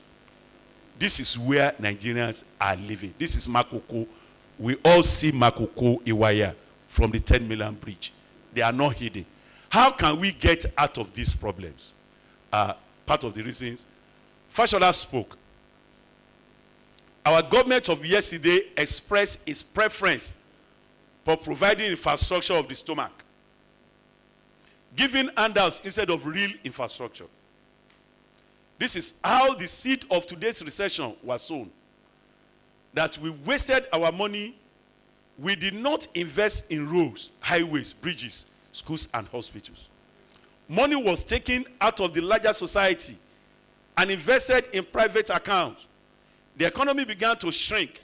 Construction company laid off workers, who in turn lost income, which resulted in shrinking demand for goods and services, and in turn led to national underproductivity. He said the solution is to spend on infrastructure, which has started. The recovery time is a function of what we can spend on how quickly we can go around it. If an arid land has not witnessed rainfall in 2 or 3 years, you know what happens when the first rain falls. It literally disappeared into the ground. In order to reach a point where any moisture is visible in the soil that may support the germination of seed to be planted, more rain water need to be injected. That is the truth. That is the truth. No matter how we fail. Housing is a system. I am putting this thing, I'm touching them in bits. These are separate lectures on their own. Housing is a system. And of the federal government. Housing is a system. And that mistake we made in this country. You have a beautiful car. And say, oh, come and see my car. It's so beautiful. It's only that the battery is not good. You don't have a car. Oh, I have a beautiful car. It's the carburetor, small carburetor. It's not working. You don't have a car. Oh, I have a beautiful car, but the wiper is not working. When it's raining, you park it. You don't have a car. I have a beautiful car. The headlamp is malfunctioning. You don't have a car. I have a beautiful car. The tires are not good. You don't have a car. For you to say, I have a car, all the components must be functioning. And that is housing. You know, we have delayed for too long. So let us solve the problem of land. When we solve the problem of land, we face finance. When we solve the problem of finance, we come to construction materials. When we solve the problem of construction material, we can face mortgage. No. Every sector, holistic, they must be working at the same time. And we have the responsibility to make sure that every aspect of the value chain, they begin to work. There are people that colonize us. They went through this process. And today, they are better off. So, what we are saying is not what nations have not done. They have done it. We remember this picture. There was time in England that bulldozers were rolled and they started demolishing houses to give way for better housing. Many of us, who is this woman? Margaret Thatcher. Margaret Thatcher. She turned around the story of housing in UK. And I'm trusting God that this present government will turn around the story of housing. Someone have done it before, and it can be done. It can be done. The mass housing need indicators, millions in the informal sectors, over 200,000 military personnel, over 200,000 teachers, over 250,000 policemen, over 500,000 public servants, over 500,000 students. This slide you see was in 2007. It was a slide we presented to President Yar'Adua when I was in the Board of Federal Housing Authority. This was the slide we presented. You can imagine this figure as of today. I consciously left it there. There was a roadmap. If we have this demand, it's time to put a stop to the disjointed incrementalism approach of housing delivery and embrace an integrated holistic approach that will enable us to deliver housing on a large scale, on a sustainable manner. The time is now. The time is now. There is no way houses can be affordable until it is mass produced. My grandmother was aware of that. Despite the fact that she was illiterate, she would never price anything. She always price things in dozen. I say, how much is it? Dozen. They will say 2 naira. The Mwa will eventually buy 3. Mama, you are pricing dozen. Very simple economics tells us scales in production. The more you produce, the more you reduce the cost. As long as the solution is not in FMBN, increasing the cost of housing, the value of the loan giving to 15,000, to 20,000, to 20 million, to 50 million, because we say, where is 15 million house in the market? Where is 10 million house? We have the responsibility to work together to crash the cost of construction. And cost of construction will never go down if we continue to build one by one incrementalism. No, it will not. Mass housing supply through regeneration rather than new build and robust mortgage finance. We need it for these assets we are looking for. Recognize the various stakeholders need to deliver to mandate. Recognize that housing delivery at the scale must be tailored towards effective demand. Many of our members, when they started, they built houses that people are not coming to buy. No one should go to the site and break ground without having at least 50% or 60% off-takers. It is not done. And that's why we are working with cooperatives that mobilize the country through cooperative. Current services of housing delivery agencies in the country need to be integrated into the holistic delivery framework. We look at the understanding with the sector. Redan members have to understand we are not only in business. We are what Baba Magunje told us the day we were inaugurated as an association is that you are a pressure group. You are into business. But coming together of Redan members with the wealth they will be controlling, they will be able to exert pressure on government to change policy, to come up with policy that will favor them. So we are pressure group, and we have to look at we have to understand the real estate value chain, interrogate it, and see how we will intervene in all these aspects of value chain. Understanding the housing finance system, we must know that all over the world is mortgage. It saddens me Because my own children, they schooled in Europe. A year after leaving school, they bought their houses. And I see their counterpart in Nigeria that I'm lecturing. They were still on the street. They can't find bearing in life. And you see somebody who left school 5 years after having 2 houses. Where? He got mortgage. Mortgage is the language of real estate. Until the mortgage sector is put in proper shape, we will just be walking in circles. Because you can build a house, if people have no money to buy, the house is there. The house is just there, wasting. So, all over the world, this is the housing finance system. It's between primary and mortgage bank. It's the secondary and primary mortgage bank. And we see the interaction in the slide there. The mortgage market, the primary, the secondary, and the tertiary institution.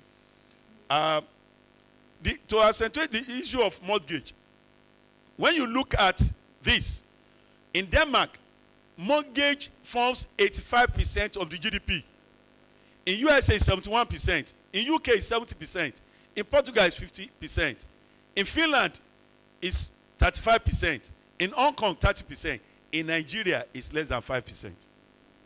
So, when you look at mortgage, when you look at the quantum of mortgage in your GDP, you can tell the prosperity, the level of prosperity of that nation. And to tell us that what led to unfortunately, the government of this country have not been able to establish the nexus between housing, mortgage, residential property market, and the national economy. And that's why they kept on. When they said they have housing summit, and nothing is discussed about, when they have economic summit, nothing is discussed about housing. I just laugh. Because the wealth of the world is between 2 sectors, residential properties and stock. Residential properties about 48%, the stock about 51%, the remaining 2% between other sectors. And that's why, because of the subprime lending that led to burst of mortgage in UK, in US, in 2006, 2007, the whole world went into recession that we've not been able to come out. That tells us the importance of mortgage in the global economy. And we can't but develop the mortgage if we want to make progress as a nation. But mortgage can never take off if there are no housing stock. Because before you can say you have mortgage, there must be housing stock. I kept on telling my students, if anybody should get to FMBN or any of these primary mortgage banks, and they give them loan to go and develop a plot, build house, lay foundation, they have not given them mortgage, they've given them construction loan. Mortgage is the money you give to people to pay back minimum 20, 25 years. That is mortgage. That is mortgage in its definition. And we have to grow it to that extent. We have to grow it to that extent. The problem of mortgage in Nigeria is a poor capital base, non-availability of housing stock, unbundled mortgage system, allocations of the mortgage, primary mortgage, the PMI not focused on main business. I'll just give you about the unbundling of the mortgage system. Unbundling of the mortgage system. Shagari mortgage. How many minutes? More. 5 minutes. Okay. You see, the Shagari system, the Shagari estate was established to introduce Nigeria into mortgage. Those who bought those property at 2 million, 3 million, they took mortgage of 20 years. You bought a property for 2 million, 3 million. Is it million? Thousand. They took a mortgage of 20, they took a mortgage of 20 years. They took a mortgage of 20 years, for 20 years. And we found out that many of them, they were paying back just 60 naira every month. 60 naira. Because if a house, there is no time to come to that. because the debate, there is no affordable housing. What brings affordability? We have been saying this times without number. When Multilink came to Nigeria, they were selling Multilink then at 180,000 naira. You understand? You know Multilink? This box that you carry about, the first wireless in Nigeria. It was 180,000. People ran back. People like me could not. There was a dear need for it because all of us were tired of Nitel. But when they introduced it, it was 180,000. We all ran back. But they introduced a promo. They said, pay 50,000 and pay 10,000 for 18 months. At the end of the day, if you pay 50,000 and you pay 10,000 for 18 months, how much have you eventually bought it? 230. More than the original price. But it became affordable. People like me, people queue from Sakajojo to Ideutelo to buy it because it became affordable. What brought the affordability? Is it that the income of people increased? No. The time of payment. The long time for payment. And that is mortgage. No matter how expensive a commodity is, if the time of payment, if mortgage is introduced today, housing become affordable. Housing become affordable. So it is mortgage. It is mortgage. I told you there are three factors: income, cost, and mortgage, time of repayment. In the country, we said minimum income from 18 to 30,000. Only 6 states paid. So, asking for government to pay more, forget it. What we have to concentrate on is how do we reduce cost of construction? Because if a house is 5 million and I cannot afford as a professor, if you sell it for 500,000, all of us will buy. So, what we need to focus on is how do we as developer build more and crash the cost? How can the mortgage industry make fund available for a long time so that people will buy what we have built? Then that is the shortcut to affordability in the country. I think you will clap now. You are not clapping. Okay. Okay. I mentioned unbundling. Let me quickly come to that because the head of mortgage in Nigeria is here. Let me mention what killed Shagari mortgage. If you default in mortgage for 3 months, if you default, there will be foreclosure. But this is a woman, this is a man. Shagari Estate in Shaki, the only mortgage bank for the man to pay back the 66,000 every month was at Ibadan. The woman have to transport herself 200 naira from Shaki to Ibadan to pay 60 naira. Does it make sense?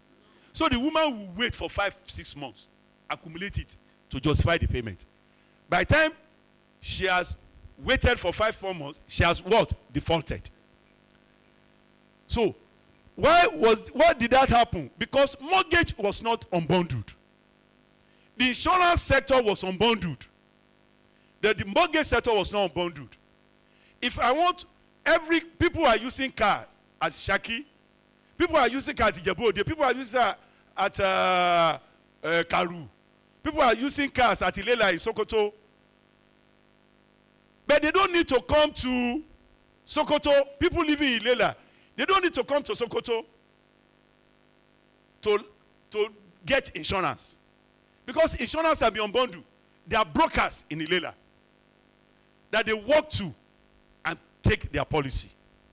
When they want to renew their insurance, they go to Ilela. They don't need to come to. But because all the PMIs were at the federal capital, and in Lagos, 90% were in Victoria Island. So many boys got in Victoria Island.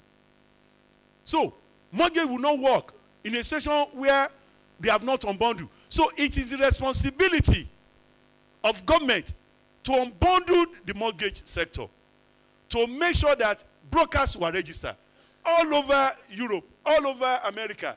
They are mortgage brokers. They are mortgage brokers. So it's a key issue that we have to look at to deepen the mortgage market in Nigeria. We have to unbundle the mortgage sector. Proposed regeneration program.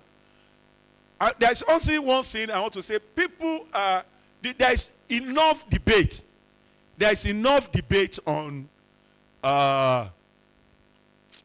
there is no housing deficit of 17 million.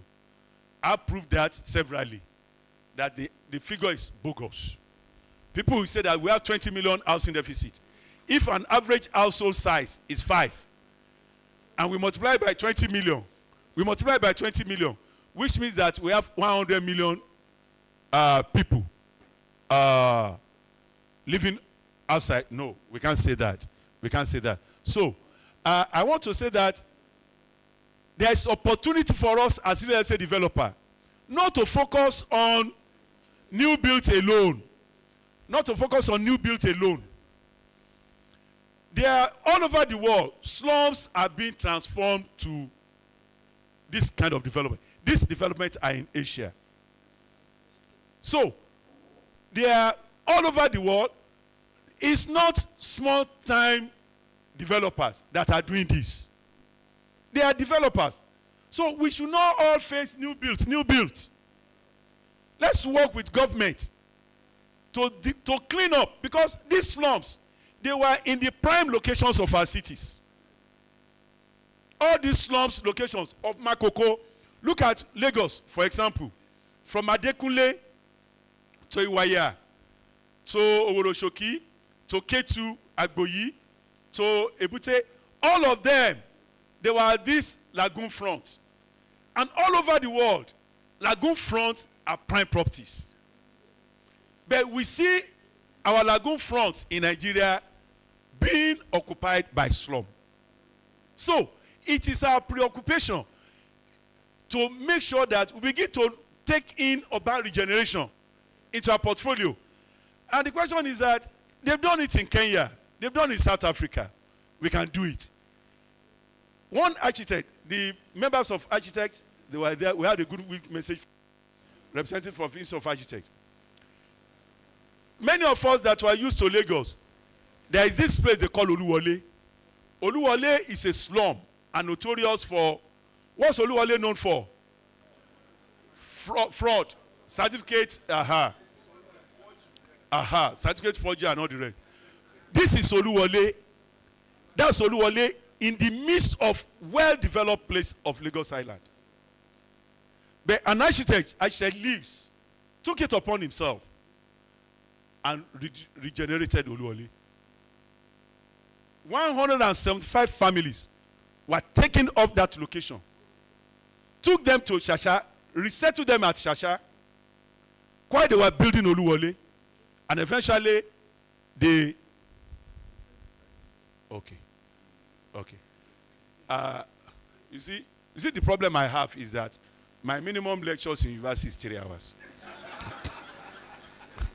Because I take 3 units courses. Those are the students I see every week. Oh, how much more you have never seen again? So,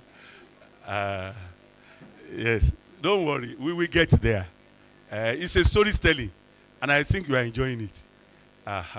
So, do you want to deny them where they are enjoying? Okay, I just want to tell us that it is doable. Oluwole is like this today, no longer that slum. We have to put up a structure in our office. This young man engaged the 175 families, built a beautiful flat for them at Shasha, resettled them. I went to Shasha and interviewed those people. They were in tears. They said, in our life, we never knew we could live in such a beautiful estate. Their children were riding bicycle. And eventually, it was a joint partnership with them. Eventually, they had the first 2 floors where they built shops for them. They were occupying. So, I was also involved in Ijorabadia when Governor Fashola was the the governor. This was Ijorabadia that we presented to him, and he gave us the site to go and turn around. And this is what we have there. This is what, you see, this is when Ijorabadia project was under construction. It was a research product of Professor Olusoya that was turned to this in Ijorabadia. You see, it's doable. It's doable. Ijorabadia. Yeah, it's doable. That's the house under construction.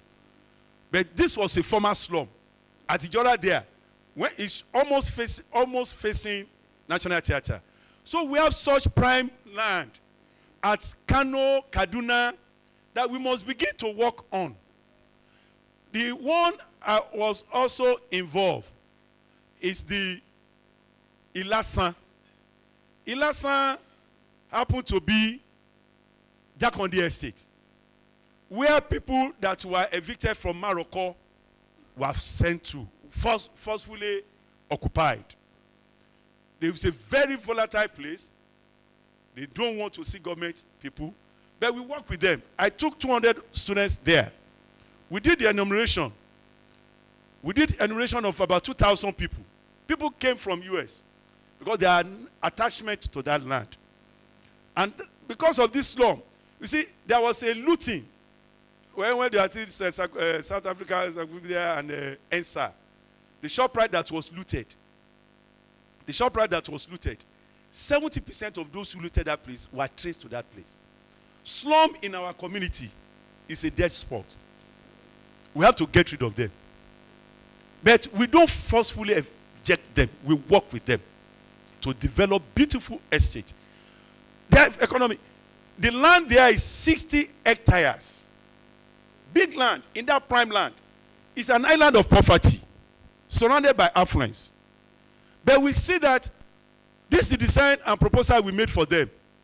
That 1/3 of the land can be used, because these are small buildings. We can go up to 4 or 5 floors, accommodate them there. We release 40 hectares of land, prime land, for real estate development. This is how we must be able to prepare to regenerate our cities. Another method is actually putting cooperative together. I won't talk much about that. Cooperatives are the best off-takers. And Nigerians, we have cooperatives. Even those who are selling pepper in the market, they have association. So we have to leverage on this cultural system to release people into mass housing market. So there are so many houses in Lagos, in Kaduna, that were not completed. There must be government policy. Instead of saying that we want to give 15 million to buy a new house. Many Nigerians just need 1 million to put roof. In 1977, government gave an act, the Act of Roofing Act, that they gave loans to people to complete their roof. And thousands of houses were brought to the market. We must give home improvement and house completion loan. Those who are building their houses for 16 years, if they were given intervention, they can bring the property to the market within a short time. Then we need the new build for outright purchase, for shared equity, for rent to buy. All these are products that FMBN said they are implementing today. So all these I've said, I'm concluding with the model we brought up, that let there be housing finance fund. Let government be ready to work with Redan. We call them development agents. Those are Redan. Then working with cooperatives, working with FMBN, we can create a mass housing portfolio that will be securitized in the secondary market. And this is the model that this is the model that brings every stakeholder together, and that the role of government is expressed in this model.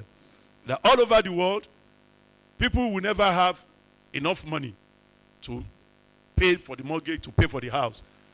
They have their equity, they have the loan they've taken. There's a gap. The gap is funded through government infrastructure. Government must be able to do it.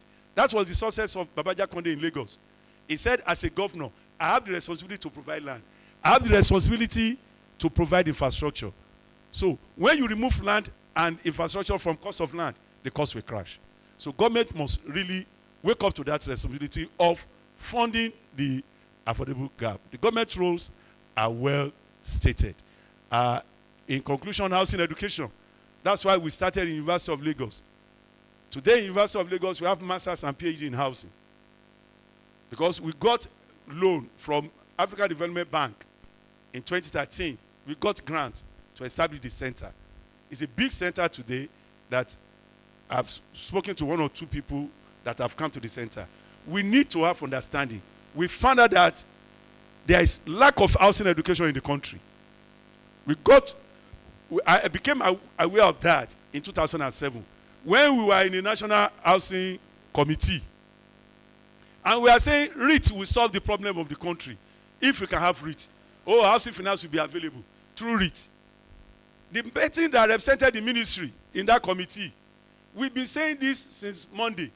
On Friday, when we wanted to round up, he said, hey, you people have been saying REIT will help this sector. Where is he living? If he's in Lagos, let's bring him. Because as at that time, General Reese was the chairman of FHA. So he thought REIT is another name. So we found out that people, they have little understanding of this sector. So that's why we started that program. Housing education is very important. We must embrace it. My dream since 2006, when I served on that committee of federal housing, is that this is where we are today. I took this picture myself. This is Tomiland Bridge that is behind it. So it's not hidden. This is where Nigerians were living. House to let. Within 2 weeks of that advert, that house was fully occupied. That is in the heart of Lagos, where in every part of the world, you don't see shanties facing sea. So, but this is where we wish to be. And through the effort of Redan, we will achieve that. Through the effort of Chida. Thank you for listening. Thank you.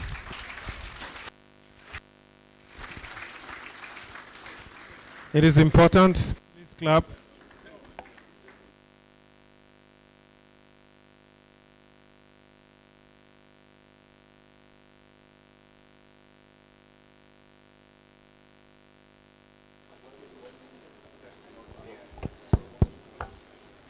If you're happy with this lecture, I think we can clap a little more.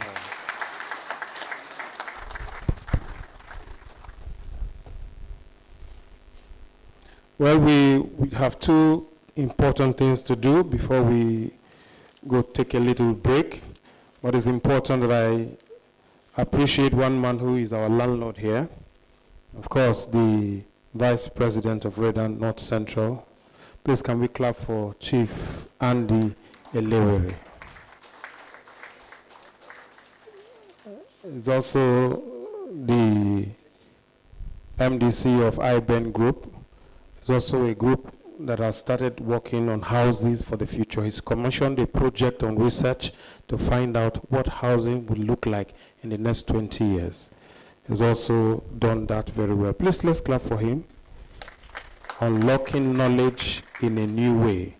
Thank you very much for challenging us, even in the FCT and in the North Central. The next item on our program will be our lead presentation and our lead intervention. It's in the renewed hope era, and that is why it is important that we listen carefully to these statements, because this, for us now, is the highest political position that you can have at this point in this House. The Secretary to the Government of the Federation, distinguished Senator Dr. George Akume, is represented here today by Professor Bernard Babatunde. Please put your hands together for him.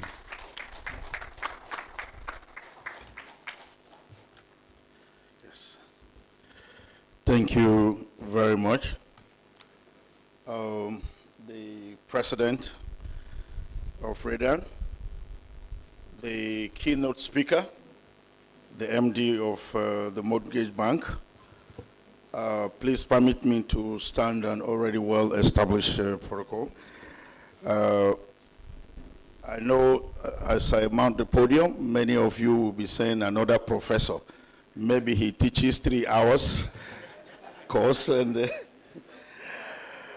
yes, I do, but I will do my best possible to keep within the time,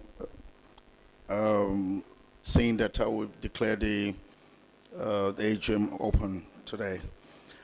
I am very happy and pleased to be representing the Secretary to the Government of the Federation, distinguished Senator George Akume. It will interest you that it's a man who has great passion for housing. When I was sharing some pictures and videos of his efforts when he was Minister of Special Duties and Intergovernmental Affairs, he was quite surprised. Distinguished Senator, Your Excellency George Akume, while he was Minister of Special Duties, we got a technology from Germany to be able to build houses with the plastic bottles on your table. And we have a 4-bedroom, standard 4-bedroom house sitting at Lugbe here in Abuja. If you care, anytime you can stop by. And so to cascade this thing down to the ordinary person on the street, we took to training almajiris and other street youths on the street on this technique of building low-cost housing with plastic bottles which are recovered from the waste bin. And it was a huge success. It was towards the end of his tenure as minister. This was also crafted and enveloped in a national poverty reduction program, which has been approved by Federal Executive Council in February of 2021, to go around the entire country training these street young people on low-cost housing and the production of interlocking ties from your pure water nylon. Is a technology that has been proven in Germany, and the Germans came here themselves to train the trainers. So it's a huge opportunity, and as if you know, despite inviting him here, probably in his capacity as the SGF, you didn't know that the man himself is very interested in low-cost housing, which will trickle down to the ordinary person. I must also tell you, as you may have seen, barely 2 weeks in office, the government of the day has proven that it is ready to work. It has hit the ground running. The president is willing to listen, and is willing to do everything under the law to be able to deliver the dividends of democracy to the ordinary people of Nigeria who voted him into the office. You have actually made the work of the SGF on this matter a lot simple. The presentation of the president, the presentation of the keynote speaker, and the other goodwill messages have left me with so much to take back to him. Usually, I'm a technocrat. I'm a nuclear scientist and an environmental scientist. Usually when I attend this type of gatherings, beautiful, noble, but the discussions are always lost in transition because the English are well spoken. We clap our hands, and then at the end of the day, 1 year, 2 years, 3 years down the line, when you ask, where are we? The scenario looks like we haven't started. But I'm happy with Redan. I'm totally happy. Apart from you can see the originality in the presentation of the keynote speaker. Professor Nubi, I thank you. I was fully educated. I sent a private message to my private secretary, and I told her to listen carefully because she's going to summarize this for me. I am much interested in the efforts you've presented, the objectives, and of course your recommendations. The fact that Redan has already proposed a bill to establish Real Estate Regulatory Council of Nigeria, it's a major step forward. That's why I am happy that it's not in the talking stage. We have an actionable paper or an actionable initiative on ground. I understand that the bill has been passed by both houses, and it's before the presidency in the last couple of days. My first assignment to prove the support from the SGF office is to locate that bill and get the president to assent to it.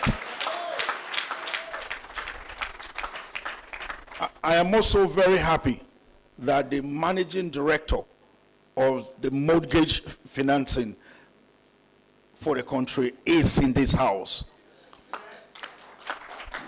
I was going to, I don't know him, please pardon me, so I was going to whisper to him to make sure that his MD called me when we leave here, and he told me he is the MD. So the problem is actually half solved. And I've also told him the government of the day wants to work and deliver the dividends of democracy to Nigerians, and the ordinary people in particular. So I asked him, what are your challenges to be able to give mortgage to a vulcanizer on the street? If there are challenges why a vulcanizer or a keke rider cannot access mortgage for housing, please bring those challenges and let us discuss it and advise the SGF on the way to present it before Mr. President.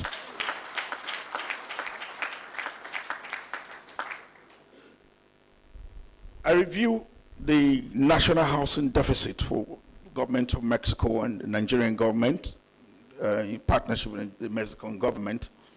This was 2016 or 2015.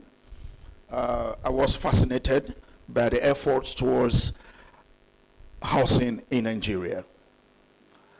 I can tell you, like the keynote speaker presented, this fragmented or the disjointed efforts is one of the major problems. If all these efforts thus far have been coordinated, have been integrated, I can guarantee you that 17-point-something million housing deficit, when I was doing my review, which it was there, I don't know how far it has gone up or down, would have been arrested at some point in time. President Olusegun Obasanjo, when he was head of state, established in the 6 geopolitical zones the production of the burnt brick, factories to produce the burnt brick. And I understood, I don't know if it was an executive order or it was promulgated, that every government house must be built with those burnt brick. If that was the case, I don't think cement will be costing so much by now, because if you just take off 1 to 2 meters of the topsoil, you can have access to laterite and burn your bricks and build your house. Right now, when it's being done by some quarters, I have a house built by it completely because my wife asked for it. But our neighbors say they are poor people. That's why they are building with that kind of bricks. We like it. It's friendly with the element. The type we are building, we built under the special duties also. It's element friendly because the bottles are filled with laterite. That's the technique. How to fill it, how to lay it, is what you must come to Professor Babatunde before you can know. However, it's common knowledge. So, if government had achieved making sure all government buildings are built with that form of brick, it would have been a tsunami right now. Everybody would have been building with it because they saw government did it. So government has a major role to play. And I am standing here on behalf of the Secretary of the Government of the Federation, having known his passion for low-cost housing for the ordinary people. I want to tell you that the government is going to do its very best possible to work with Redan, to also re-engineer the mortgage financing to be able to give access to the ordinary person on the street to financing of housing. I have served the United Nations as a consultant and lived in many countries, and I witnessed the type of mortgaging he's talking about. When at the initial stage, as a young man, when I had so much money, serving the UN, and I wanted to buy a house, and then the lady was kind enough to call me one side and say, "How long do you plan to stay here?" And I told her, and they said, "Why do you want to spend all this money buying a house? Get a mortgage." And a mortgage for 30 years. Wow. That was so much news for me. So you can imagine a Okada rider receiving the news that he can take 5 million to get a house, pay for a house, and he can pay that in 30 years. I am very sure the deficit of housing will reduce by 3/4 before 1 year ends.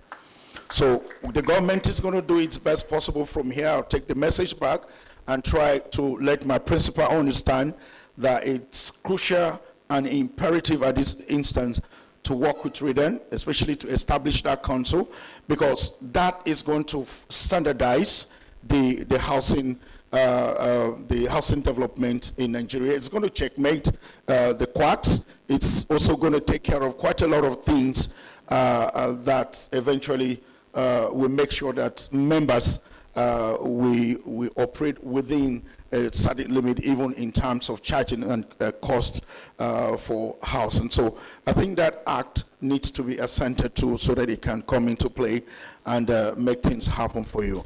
So once again, I thank Redan. I thank all the collaborators.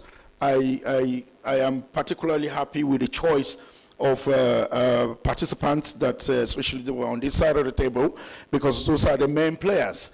If anything is going to happen for the ordinary man, these people must all sit together, maybe through their research and development arm, to make sure we put everything together to drive down the cost to get housing for an ordinary person. The use of plastic to build housing is not a Nigerian thing. If you go to some other African countries, the government is actually in the forefront, leading the building of housing with a plastic bottle. In Kenya or Uganda, I can't remember precisely, they are equivalent of UBE. Every UBE building is built with plastic picked from the street. And if you pick off plastic from the street, you know how many you are like killing 10 birds with just one stone. So it's important for the organization to mention to him also there's another arm of government which deals with raw material in the building industry, and they also need to come on board so that you have a robust research arm to be able to drive the cost of building material down, and the best possible begin to ensure that maybe 90, why not 100% of every building material for a house comes from Nigeria. We have it.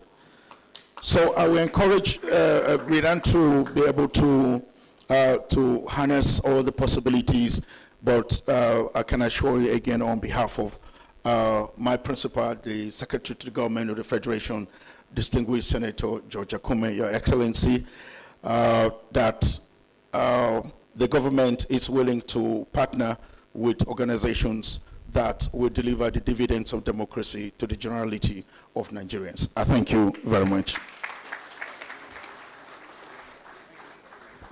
I think he deserves a standing ovation. Let's clap for him, please. Let's clap.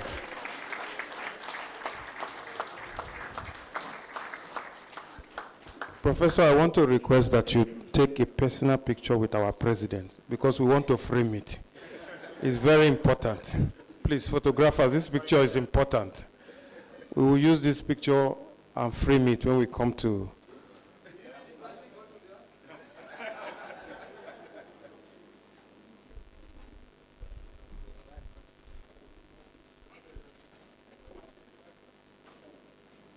Thank you. Well, I've just been told to also inform us that if you go on YouTube at Redan TV 23, the paper of Prof. Our keynote speaker will be there.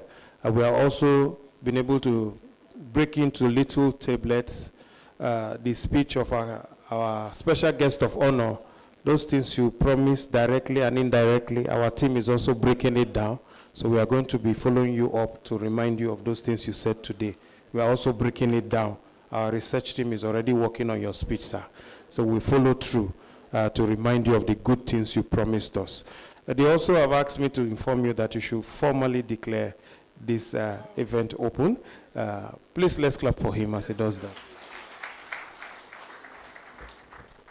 Thank you very much for the opportunity. It actually skipped me along the line. I hereby, on behalf of the Secretary of the Government of the Federation, declare this 14th AGM open. Thank you.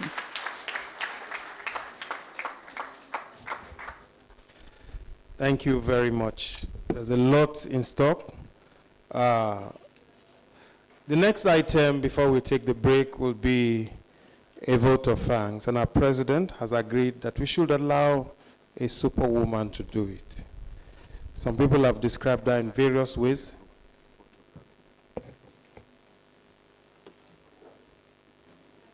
The first female quantity surveyor in northern Nigeria. Please put your hands together for Madam Mercy Iota, the second deputy president of Redan. Please put your hands together for her.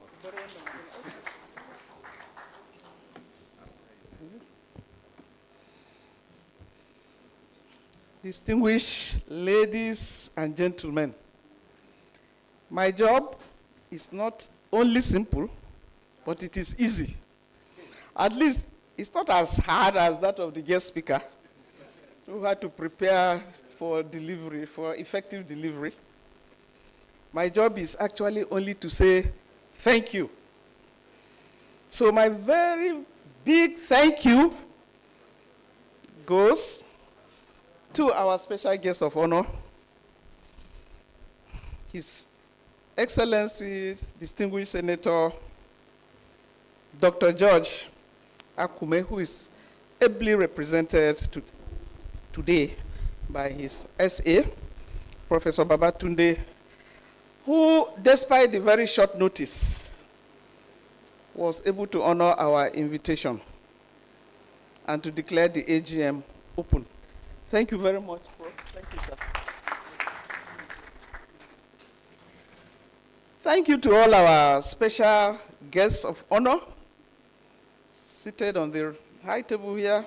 We have representatives from the Permanent Secretary, Federal Minister of Works and Housing, and the FCT. The MD of the Federal Mortgage Bank is here with us. Thank you very much for honoring our invitation. The Chairman, Board of Trustees of Redan, thank you, sir. Our patrons, they are seated in the front rows, hopefully. BOT, patrons and the BOT. Our erudite speaker for his very eloquent delivery of a very, very apt topic. Thank you very much, Professor. Always on point. All our special invitees, our special guests, they are too numerous to mention. Presidents of professional bodies being represented, SCUMO was here, FOSI, and so on.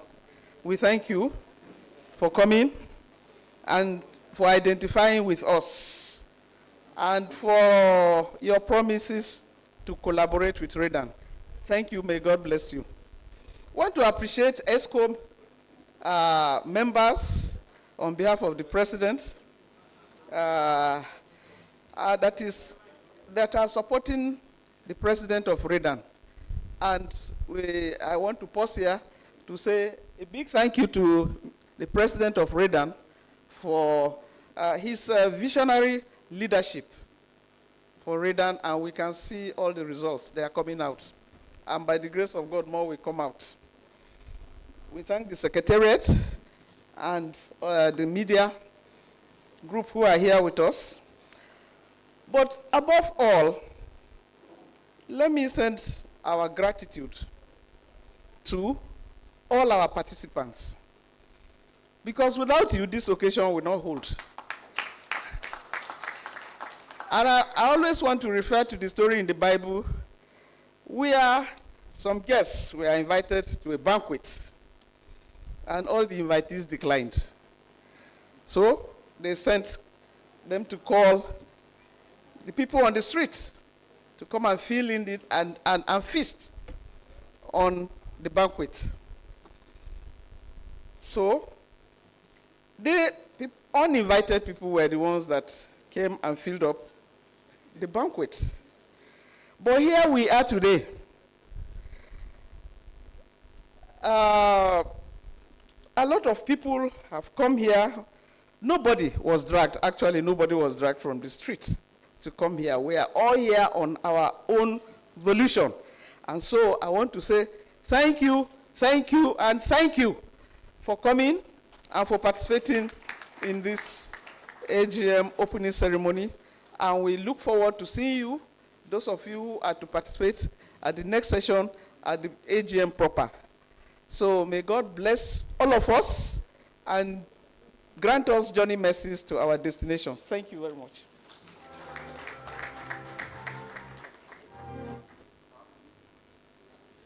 Thank you very much, ma'am. Let's clap for her, please. We thank her for delivering such a beautiful vote of thanks. We will take a few announcements. One of them is that please remember that if you're carrying your bag, write your name fully with your phone number so that in case someone picks your bag mistakenly, they can call you to return it. Please. The bags all look alike, and you may have more than, some of you have your personal and valuables in them. Please, so that you don't lose your passport or other things that you have in the bags. Carry your phones also with you. Lunch is in the other hall. Immediately after the group photograph and the national anthem, we'll go there. It's in 30 minutes, and we are back here fully for the AGM. Distinguished guests, ladies and gentlemen, one more time, I'll say we should clap for our president for delivering such a beautiful, beautiful AGM for us. So without wasting more time, we'll take the group picture first on the high table, and then we'll take a longer one here in front, and after that, we'll take the national anthem together. My name is Ben 200. Half human, half amazing. It's an honor being your MC for this opening ceremony.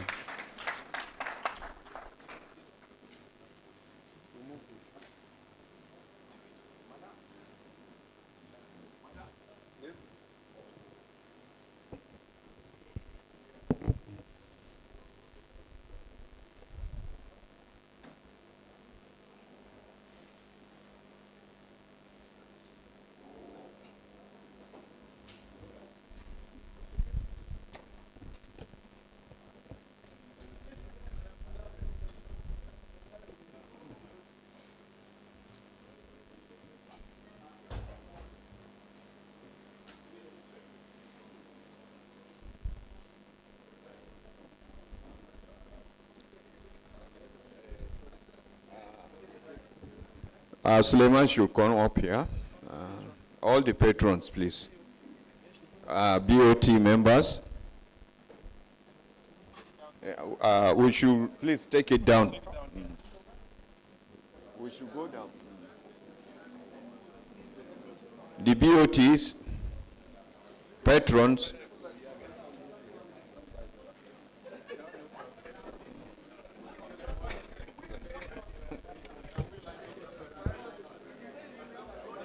Some can line up here. Please, can some can be on the base? Can we all be on? Let's come to the base, please. Mr. President will now lead all the other members of the high table down there so we can take the picture on the floor, ground floor. Mr. President will lead us to the ground floor, please.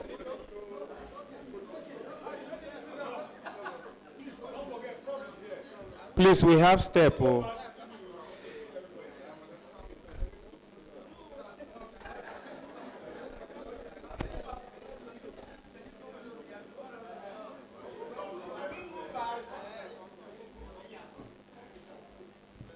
Don't snap if you are owing Pampe.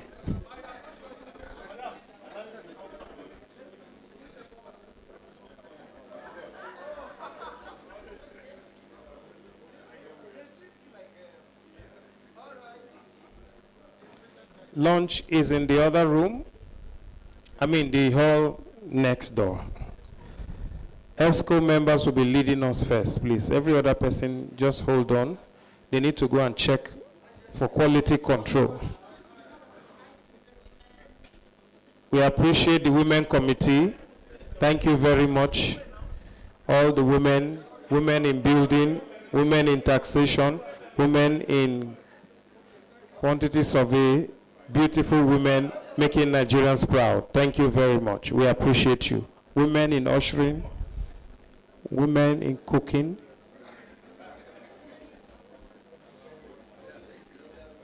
Thank you, sir. The MC's card. Right, it's okay. Thank you, sir. Well done, well done. You did well. Thank you, sir. Please, we have lunch. Let's allow the ESCO members to lead us. This one is made from Latvia.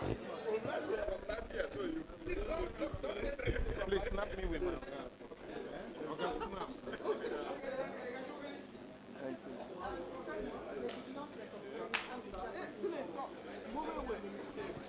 We appreciate the Redan Women Committee. Thank you very much.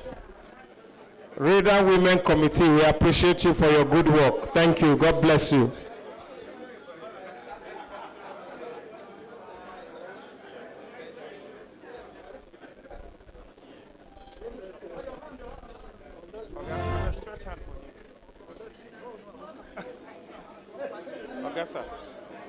Long time, sir. Long time, sir.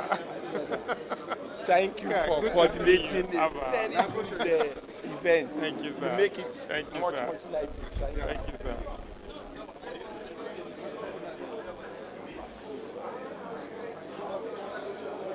Well done, sir. No, sir. That was enough. My card. The MC. Then half human, half wonderful. Sanusa. Well done, sir. Thank you so much. Thank you, sir. Thank you, sir. Ben 200. Sir, am I permitted to come and visit? Please, 30 minutes lunch so that we come back for our AGM.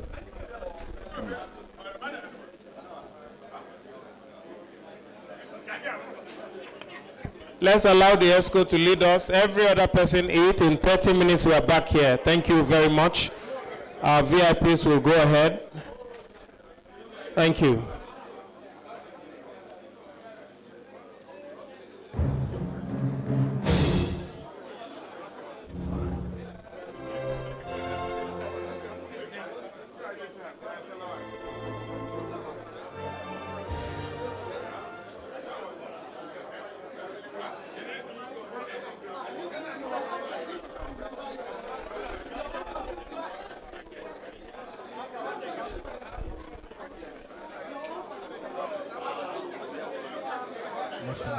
National anthem.